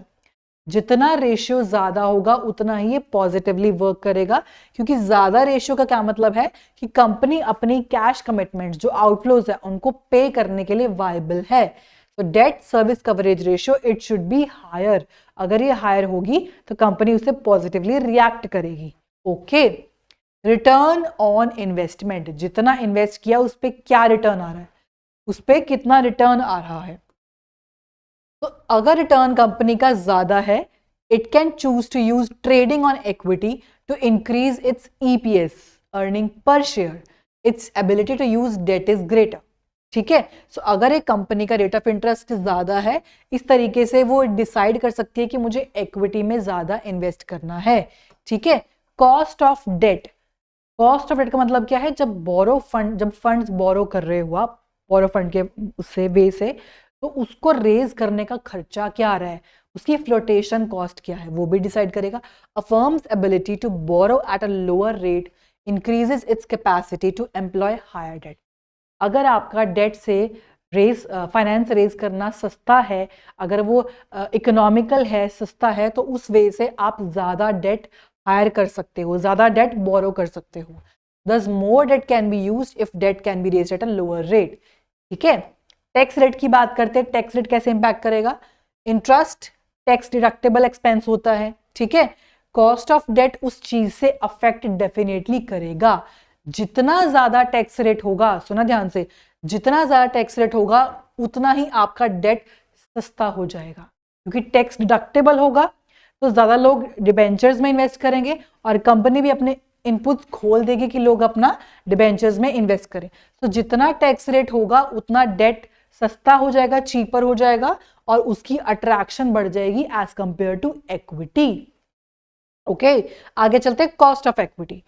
तो जब when a company increases debt the financial risk faced by equity holders increases. तो जहां पे date का amount बढ़ गया, date का proportion बढ़ गया, वहां उस कंपनी के जो इक्विटी शेयर होल्डर्स है उनका रिस्क, उनका फ्लक्चुएट करेगा, ठीक है, रिस्क फ्लक्चुएट करेगा, क्योंकि फाइनेंशियल रिस्क जो वो फेस कर रहे थे वो हॉल्ट हो जाएगा। इसी तरीके से उनका रेट ऑफ रिटर्न जो है वो they will be hoping for good rate of return, right. It is for this reason that a company can not use debt beyond a point. एक ये पॉइंट भी है कि सर्टेन पॉइंट के बाद कंपनी डेट यूज नहीं कर सकती है। If debt is used beyond that point, cost of equity may go up sharply and share price may decrease in spite of increased EPS. तो अर्निंग पर शेयर के बढ़ने के बावजूद भी अगर कंपनी एक सर्टन लेवल के बाद डेट अमाउंट बढ़ाती है तो उसका कॉस्ट ऑफ इक्विटी अफेक्ट हो जाएगा, उसकी फाइनेंशियल पोजीशन हिल जाएगी। ठीक है, नेक्स्ट है फ्लोटेशन कॉस्ट। फ्लोटेशन कॉस्ट कैसे अफेक्ट करती है? जो भी आप फाइनेंस रेज करते हो उसके प्रोसेस में कुछ खर्चा होता है, उसको फ्लोटेशन कॉस्ट कहते हैं। Public issue of shares and debentures require considerable expenditure. Getting a loan from FIs may not cost so much. So अगर आप लोगों पब्लिक से लोन लेते हो, ठीक है, या डिबेंचर से रेज करते हो, उसमें भी कुछ खर्चा आता है, वो फ्लोटेशन कॉस्ट है। अगर आप बैंक या एफआईज फाइनेंशियल इंस्टीट्यूशन से लोन लेते हो तो that as compare to this is lesser expensive. ठीक है, सो ये कंसिडरेशंस को ध्यान रखना भी जरूरी है when you are opting for optimal capital structure. Okay, next है रिस्क कंसिडरेशंस। रिस्क का अमाउंट कितना है, कितनी बार फ्लक्चुएट करता है। तो financial risk refers to position when a company is unable to meet its fixed financial charges, namely interest payment, preference dividend, repayment obligations. जब इन कंपोनेंट्स को पे आउट करने में कंपनी असफल होती है तो उसके लिए फाइनेंशियल रिस्क खड़ा हो जाता है। ठीक है, फाइनेंशियल रिस्क के अलावा बिजनेस के कुछ और ऑपरेटिंग रिस्क भी होते हैं जिन पे बिजनेस डिपेंडेंट होता है। तो जितने आपके ज्यादा ऑपरेटिंग कॉस्ट होगी उतना ही बिजनेस का रिस्क बढ़ जाता है। ओके, फ्लेक्सिबिलिटी की बात करते हैं। अगर फर्म डेट को पोटेंशियली यूज कर रही है, उसके प्रॉपर ऑप्टिमम लेवल तक यूज कर रही है, तो वो अपनी फ्लेक्सिबिलिटी को लूज कर देता है फर्दर डेट रेज करने के लिए। ठीक है, सो यानी कि डेट को भी उस प्रोपोर्शन से यूज करना है, उस अमाउंट से यूज करना है, so that you will be again in a position to again borrow the funds in form of debt. तो इस फ्लेक्सिबिलिटी को बनाए रखने के लिए कुछ बोरोइंग पावर का भी वर्क करना जरूरी होता है। कंट्रोल की बात करते हैं, तो डिबेंचर होल्डर्स यानी डेट का कुछ कंट्रोल नहीं होता है, बिकॉज उनका बोरोड फंड्स है, ना उनका राइट टू वोट होगा, ना ही उनका कंट्रोल में कुछ अफेक्ट आएगा। लेकिन इक्विटी की बात करते हैं तो इक्विटी शेयर होल्डर्स का हमेशा कुछ ना कुछ कंट्रोल रहता है बिजनेस के डिसीजंस लेने में। ठीक है, सो ये फैक्टर भी अफेक्ट करेगा। Regulatory framework, what is regulatory framework? अब ये सब शेयर्स, स्टॉक मार्केट, इनको रेगुलेट कौन करता है? हमारा सेबी, ये बॉडी हमारी रेगुलेट करती है। SEBI is securities exchange board of India. तो हर कंपनी रेगुलेटरी फ्रेमवर्क के अंदर काम करती है जो लॉ के द्वारा बनाया जाता है, चाहे वो शेयर्स इशू करना हो, चाहे वो डिबेंचर्स इशू करना हो। ठीक है, चाहे वो बैंक से लोन लेना हो, चाहे किसी और एफआई से लोन लेना हो, तो उन सबको ध्यान रखते हुए रेगुलेटरी फ्रेमवर्क कौन बनाता है? हमारे सेबी बॉडी बनाती है। स्टॉक मार्केट कंडीशंस, अगर स्टॉक मार्केट बुलिश फेज में है, sufficient amount of profits earn कर रही है कंपनी, तो उस केस में आपके जो शेयर्स हैं वो अच्छे प्राइस पे बिक सकते हैं। ठीक है, तो उस केस में इक्विटी का यूज करना ज्यादा फायदेमंद होगा। लेकिन अगर बेयरिश फेज है तो कंपनी इक्विटी कैपिटल से फंड रेज करेगी, लेकिन वो कुछ प्रोसीजर में चेंजेस आ सकते हैं। ठीक है, आगे चलते हैं capital structure of other companies. तो अपनी कंपनी का कैपिटल स्ट्रक्चर तो आप डिसाइड कर रहे हो, लेकिन बाकी कंपनी का कैपिटल स्ट्रक्चर कैसा है in order to beat the competition. तो कुछ इंडस्ट्रीज आपको हेल्प आउट कर सकती है जो आपके कंपटीशन फेज में है। जैसे if the business risk of a firm is higher, it cannot afford the same financial risk, it should go in for low debt। अगर ऑलरेडी बिजनेस एक रिस्क पे चल रहा है, ऑलरेडी बिजनेस रिस्क काफी है, तो वो सेम अमाउंट ऑफ रिस्क दोबारा नहीं ले सकती है या और नहीं ले सकती है, इसीलिए उसको कहीं ना कहीं डेट का अमाउंट कम करना पड़ेगा। ठीक है, ओके, नेक्स्ट टॉपिक पे चलते हैं। नेक्स्ट टॉपिक पे चलते हैं बच्चे, फिक्स्ड एंड वर्किंग कैपिटल। तो ऑलरेडी हम फाइनेंशियल मैनेजमेंट पढ़ चुके हैं about fixed and working capital. Fixed capital क्या होता है? जहां पे हम कैपिटल बजटिंग के डिसीजंस लेते हैं। ठीक है, कितना हमें फिक्स्ड टैंजिबल या कितना फिक्स्ड इनटैंजिबल एसेट्स में इन्वेस्ट करना है, और शॉर्ट टर्म यानी कि वर्किंग कैपिटल में हम डिसाइड करते हैं कितना हमारा शॉर्ट टर्म में इन्वेस्टमेंट जाएगा। Okay, so let's begin with fixed capital. Her company को फंड्स चाहिए अपने एसेट्स और एक्टिविटीज में इन्वेस्ट करने। ठीक है, अब वो इन्वेस्टमेंट आपकी फिक्स्ड या करंट एसेट्स में हो सकती है। फिक्स्ड कैपिटल के फैक्टर्स की बात करते हैं पहले कि फिक्स्ड कैपिटल में इन्वेस्ट करने के लिए कौन से फैक्टर्स को डिसाइड करना, कौन से फैक्टर्स को ध्यान रखना जरूरी है। पहला है नेचर ऑफ बिजनेस, आपका बिजनेस किस तरीके का है, ठीक है। द टाइप ऑफ, जैसे बोले ट्रेडिंग बिजनेस है या आपका मैन्युफैक्चरिंग बिजनेस है। ट्रेडिंग में क्या है कि सिर्फ सेल परचेज मर्केंडाइज का काम होगा, लेकिन मैन्युफैक्चरिंग में क्या है, जहां आपको चीज रॉ से फिनिश्ड में कन्वर्ट करनी है, तो जाहिर सी बात है कि इस तरह की कंपनी में इन्वेस्टमेंट ज्यादा चाहिए होगी। तो नेचर, मैन्युफैक्चरिंग वाले केस में इन्वेस्टमेंट फिक्स्ड ज्यादा लगेगी, ट्रेडिंग वाले में आपका शॉर्ट टर्म चल सकता है। स्केल ऑफ ऑपरेशंस, इसका मतलब क्या है कि कंपनी कितने हायर स्केल पे बना रही है। स्केल ऑफ ऑपरेशन मतलब क्या होता है बच्चे कि whether it needs to invest more of fixed assets या फिर working capital. Business scale large है, मीडियम है या स्मॉल स्केल है। लार्जर ऑर्गेनाइजेशन होगा तो उसका हायर स्केल का बिजनेस होगा तो बिगर इन्वेस्टमेंट लगेगा, स्मॉलर होगा तो छोटा इन्वेस्टमेंट लगेगा। Choice of technique, labour intensive use कर रहे हो या कैपिटल इंटेंसिव यूज कर रहे हो। सो लेबर इंटेंसिव जिस कंपनी में यूज होगा वहां पे फिक्स्ड कैपिटल की रिक्वायरमेंट नहीं होती है, लेकिन जहां पे कैपिटल इंटेंसिव टेक्निक यूज होगी वहां पे आपके फिक्स्ड एसेट्स में इन्वेस्टमेंट जरूरी होता है। ओके, टेक्नोलॉजी अपग्रेडेशन, कितनी फ्रीक्वेंसी से, कितनी रेकरिंग फेज से टेक्नोलॉजी अपग्रेड होती है, ठीक है। सो अगर पुरानी मशीनरी, पुराना एसेट आपका ऑब्सोलीट हो जाता है and you are in that zone to change it, to switch into new mode, तो उस केस में आपकी फिक्स्ड कैपिटल में इन्वेस्टमेंट जाती है, ठीक है। सो जैसे कि हम बोलते हैं ना कि कई इंडस्ट्रीज में आपके एसेट्स बहुत जल्दी ऑब्सोलीट यानी पुराने हो जाते हैं, तो उनकी रिप्लेसमेंट जल्दी करनी पड़ती है। तो जितना इन्वेस्टमेंट हमारा जल्दी करने में जाएगा वहां फिक्स्ड एसेट्स में कैपिटल इन्वेस्ट करना पड़ेगा।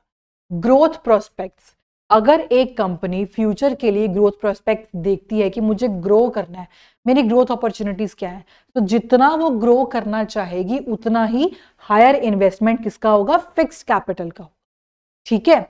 डाइवर्सिफिकेशन, डाइवर्सिफिकेशन मतलब क्या होता है, जब प्रोडक्ट लाइंस इंक्रीज हो जाते हैं कि एक्सपैंड तो मैंने कर दिया, मैंने एक और प्लांट ले लिया, लेकिन अब मुझे सिर्फ इस प्रोडक्ट तक ही सीमित नहीं रहना, मुझे अपनी और प्रोडक्ट लाइंस खोलनी है। This is called diversification. तो जितना डाइवर्सिफिकेशन ज्यादा होगा, अगर एक फर्म डिसाइड करती है डाइवर्सिफिकेशन करने के लिए, तो उस केस में कंपनी का इन्वेस्टमेंट फिक्स्ड कैपिटल का ज्यादा होगा, ठीक है। फाइनेंसिंग ऑल्टरनेटिव्स, किस तरीके से आप फाइनेंस प्रोक्योर कर रहे हो, कौन कौन से तरीकों से, ठीक है। जैसे मैंने कहा, when an asset is taken on lease, a firm pays lease rentals and uses it. By doing so, it avoids huge sums required to purchase it. तो जिस केस में अगर एक कंपनी या फर्म प्लांट मशीनरी को या fixed asset को खरीदने के जोन में नहीं है, उसके पास उतना इन्वेस्टमेंट नहीं है, तो उस केस में उसके पास फाइनेंसिंग ऑल्टरनेटिव है कि वो उसको हायर या लीज पे ले सकती है। लीज का मतलब क्या होता है, जहां पे आप एक फिक्स्ड एसेट को ले रहे हो, प्रोक्योर कर रहे हो अपने बिजनेस एक्टिविटी को कंडक्ट करने के लिए, लेकिन आप उसको खरीद नहीं रहे हो, आप उस पे एवरी मंथ या सर्टेन टाइम पीरियड पे कुछ लीज रेंटल्स पे करते रहोगे, ठीक है। सो जितनी फाइनेंसिंग ऑल्टरनेटिव ज्यादा होंगे उतना ही आपके लिए इजी हो जाएगा फिक्स्ड कैपिटल में इन्वेस्ट करना, okay. Level of collaboration, different financial institutions एक दूसरे के साथ कैसे कोलैबोरेट करते, कैसे मिलकर काम करेंगे सो दैट कि वो कोऑर्डिनेट कर सके आपकी इन्वेस्टमेंट इजी करने के लिए। जैसे मैंने कहा, एक बैंक दूसरी बैंक के एटीएम्स यूज करेगा, ठीक है, और सम ऑफ देम में jointly establish a particular facility. So एक ऐसी फैसिलिटी क्रिएट होती है जहां पे एक बैंक दूसरे बैंक के एटीएम से कोलैबोरेट करके मिलके एक ऐसी फैसिलिटी प्रोवाइड करेगा कंपनी के लिए so that they can easily invest into that zone, okay. This is feasible if scale of operations of each one of them is not sufficient to make full use of facility। तो जहां पे एक facility को आप potential तरीके से use नहीं कर सकते हो, may be due to less of your funds, तो उस केस में कोलैबोरेशन जरूरी हो जाता है।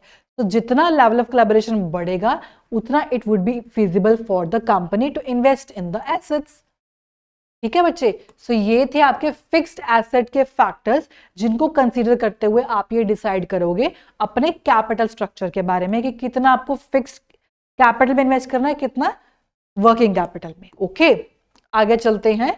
वर्किंग कैपिटल, वर्किंग कैपिटल क्या होता है? आपके जितने भी करंट एसेट्स हैं और जितने करंट लायबिलिटीज, उनका डिफरेंस होता है।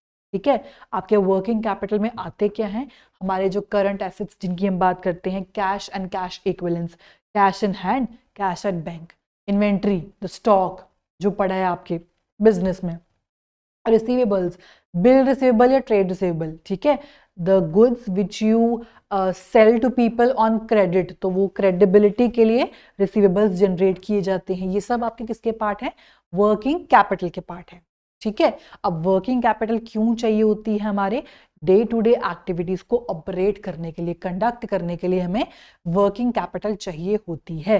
Right, current assets are usually more liquid but contribute less to profits than fixed assets, क्योंकि आपकी फर्म की प्रॉफिटेबिलिटी फिक्स्ड एसेट से बढ़ती है और आपकी वर्किंग करंट एसेट से सिर्फ लिक्विडिटी इंक्रीज होती है। जो हम पहले पॉइंट पढ़ चुके थे कि प्रॉफिटेबिलिटी का जो काम है वो फिक्स्ड एसेट्स करता है, लेकिन प्रॉफिटेबिलिटी प्लस लिक्विडिटी का जो काम है वो हमारे करंट एसेट्स करता है। एग्जाम्पल्स देखते हैं हमारे करंट एसेट्स के, जो कि हम हमारी बैलेंस शीट में बनाते भी हैं। Cash in hand, cash at bank, जिनको हम कैश एंड कैश इक्विवेलेंट्स भी कहते हैं।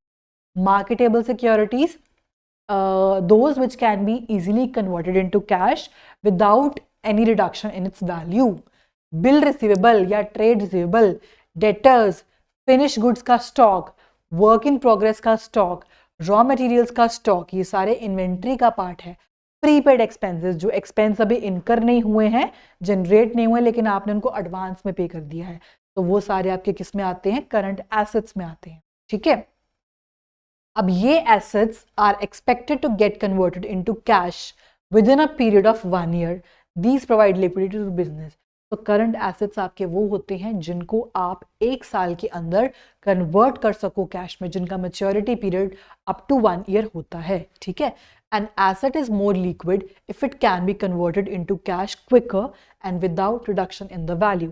तो एक एसेट को लिक्विड तब माना जाता है, इस फैक्टर के ऊपर ध्यान देकर कि वो कितनी जल्दी कैश में कन्वर्ट हो सकता है बिना अपनी वैल्यू को लॉस किए।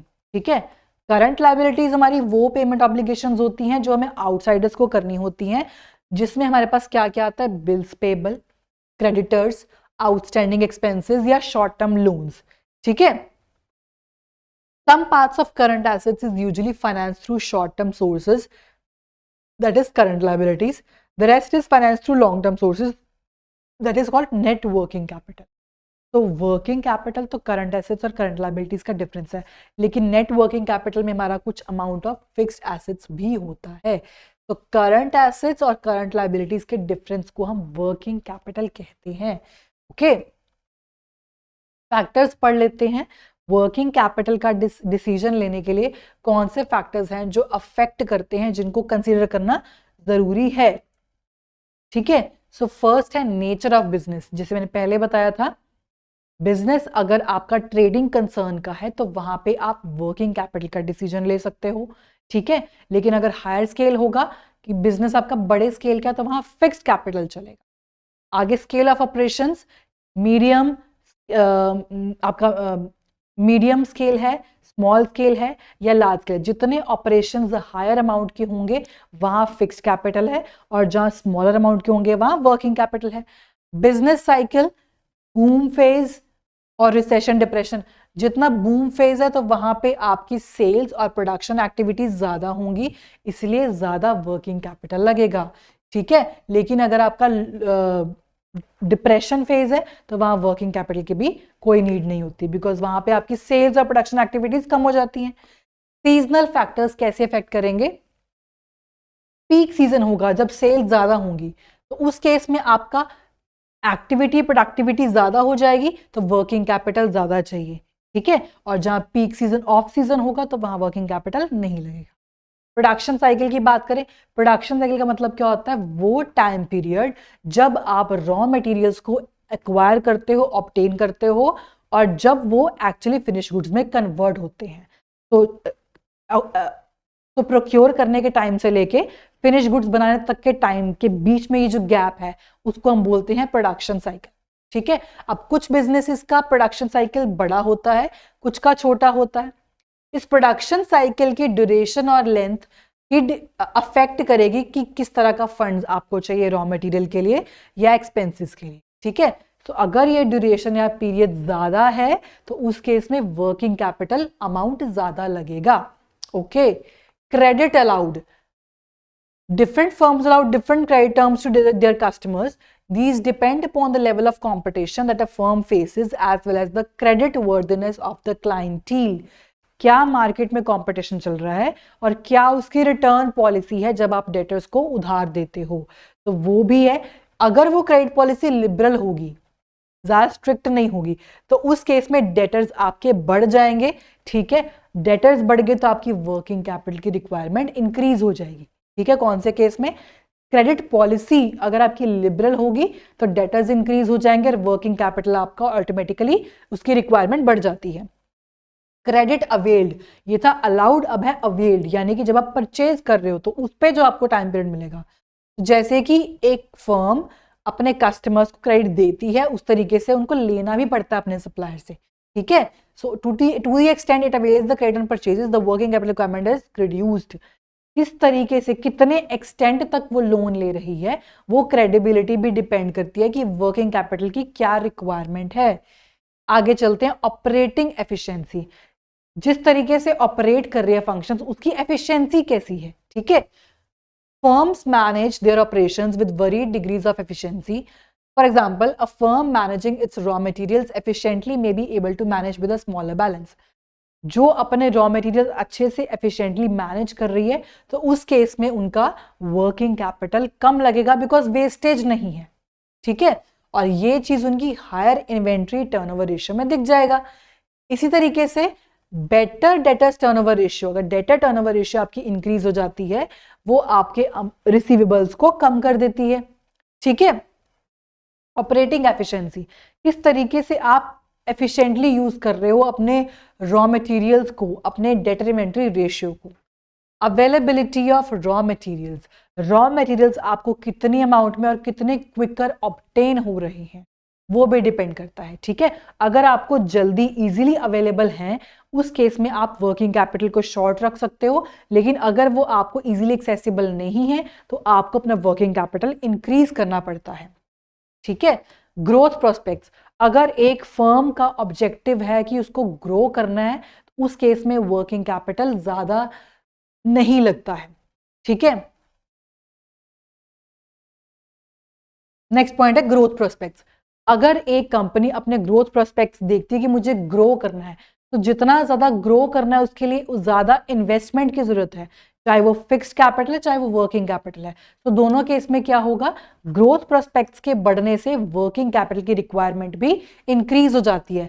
लेवल ऑफ कंपटीशन, कंपटीशन कैसा है मार्केट में, जितना कंपटीशन ज्यादा होगा उतना ही आपको लार्जर स्टॉक चाहिए होगा गुड्स को बनाने में, क्योंकि वहां आपकी अर्जेंट नीड्स भी आ सकती है कि इमरजेंसी स्टॉक आपको सेल करना है, आपको सप्लाई करना है। तो उस केस में जहां कंपटीशन ज्यादा है वहां आपको वर्किंग कैपिटल रिक्वायरमेंट हायर होगी। इन्फ्लेशन, महंगाई, जितना प्राइस बढ़ता रहेगा उतने ही अमाउंट से आपको अपनी प्रोडक्शन और सेल्स को बढ़ाते रहना पड़ेगा। तो वर्किंग कैपिटल रिक्वायरमेंट उस बिजनेस के लिए ज्यादा हो जाती है जहां पे इन्फ्लेशन आपका इंक्रीज है, ठीक है, क्योंकि वहां प्रोडक्टिविटी, सेल्स, प्रोडक्शन सब इंक्रीज होगा। सो इन्फ्लेशन के बढ़ने से आपका वर्किंग कैपिटल रिक्वायरमेंट भी इंक्रीज हो जाता है, ओके। जैसे देखते हैं, inflation rate of 5% does not mean that every component of working capital will change by same percentage. ये बात ध्यान रखना जरूरी है कि अगर इन केस इन्फ्लेशन रेट आपका इकोनॉमी में 5% से इंक्रीज हो रहा है, इसका मतलब ये नहीं है कि आपकी वर्किंग कैपिटल की जो रिक्वायरमेंट है हर एक कंपोनेंट, चाहे वो मैं कह लूं कैश एंड कैश इक्विवेलेंस है, चाहे वो डेटर्स हैं, चाहे वो स्टॉक है, कि हर कोई 5% से ही बढ़े, ऐसा नहीं है। लेकिन इट्स जस्ट लाइक कि इन्फ्लेशन के बढ़ने से कहीं ना कहीं इंपैक्ट करता है कि आपकी जो रिक्वायरमेंट है वर्किंग कैपिटल की वो भी बढ़ जाती है, ठीक है। सो आई होप आपको क्लियर है कि किस तरीके से इंपैक्ट करती हैं आपकी पॉलिसीज, कि कौन कौन से फैक्टर्स के कंसिडरेशन से वर्किंग कैपिटल की डिमांड बढ़ती है और किससे कम होती है। तो यहां तक हमारा आज का टॉपिक फिनिश होता है, which is financial management and financial planning, जहां हमने फाइनेंशियल डिसीजंस देखे थे फिड फॉर्म में, financing, investment, dividend decisions. Then हमने फाइनेंशियल प्लानिंग में सीखा कितना अमाउंट ऑफ फिक्स कैपिटल, कितना amount of working capital invest करना है। ठीक है, सो आज के लिए इतना ही, मिलते हैं नेक्स्ट क्लास में नए चैप्टर के साथ। तब तक के लिए लाइक, सब्सक्राइब एंड शेयर मत करना भूलना। ठीक है, do prepare well for your exams as well. See you in next session soon. Thank you so much.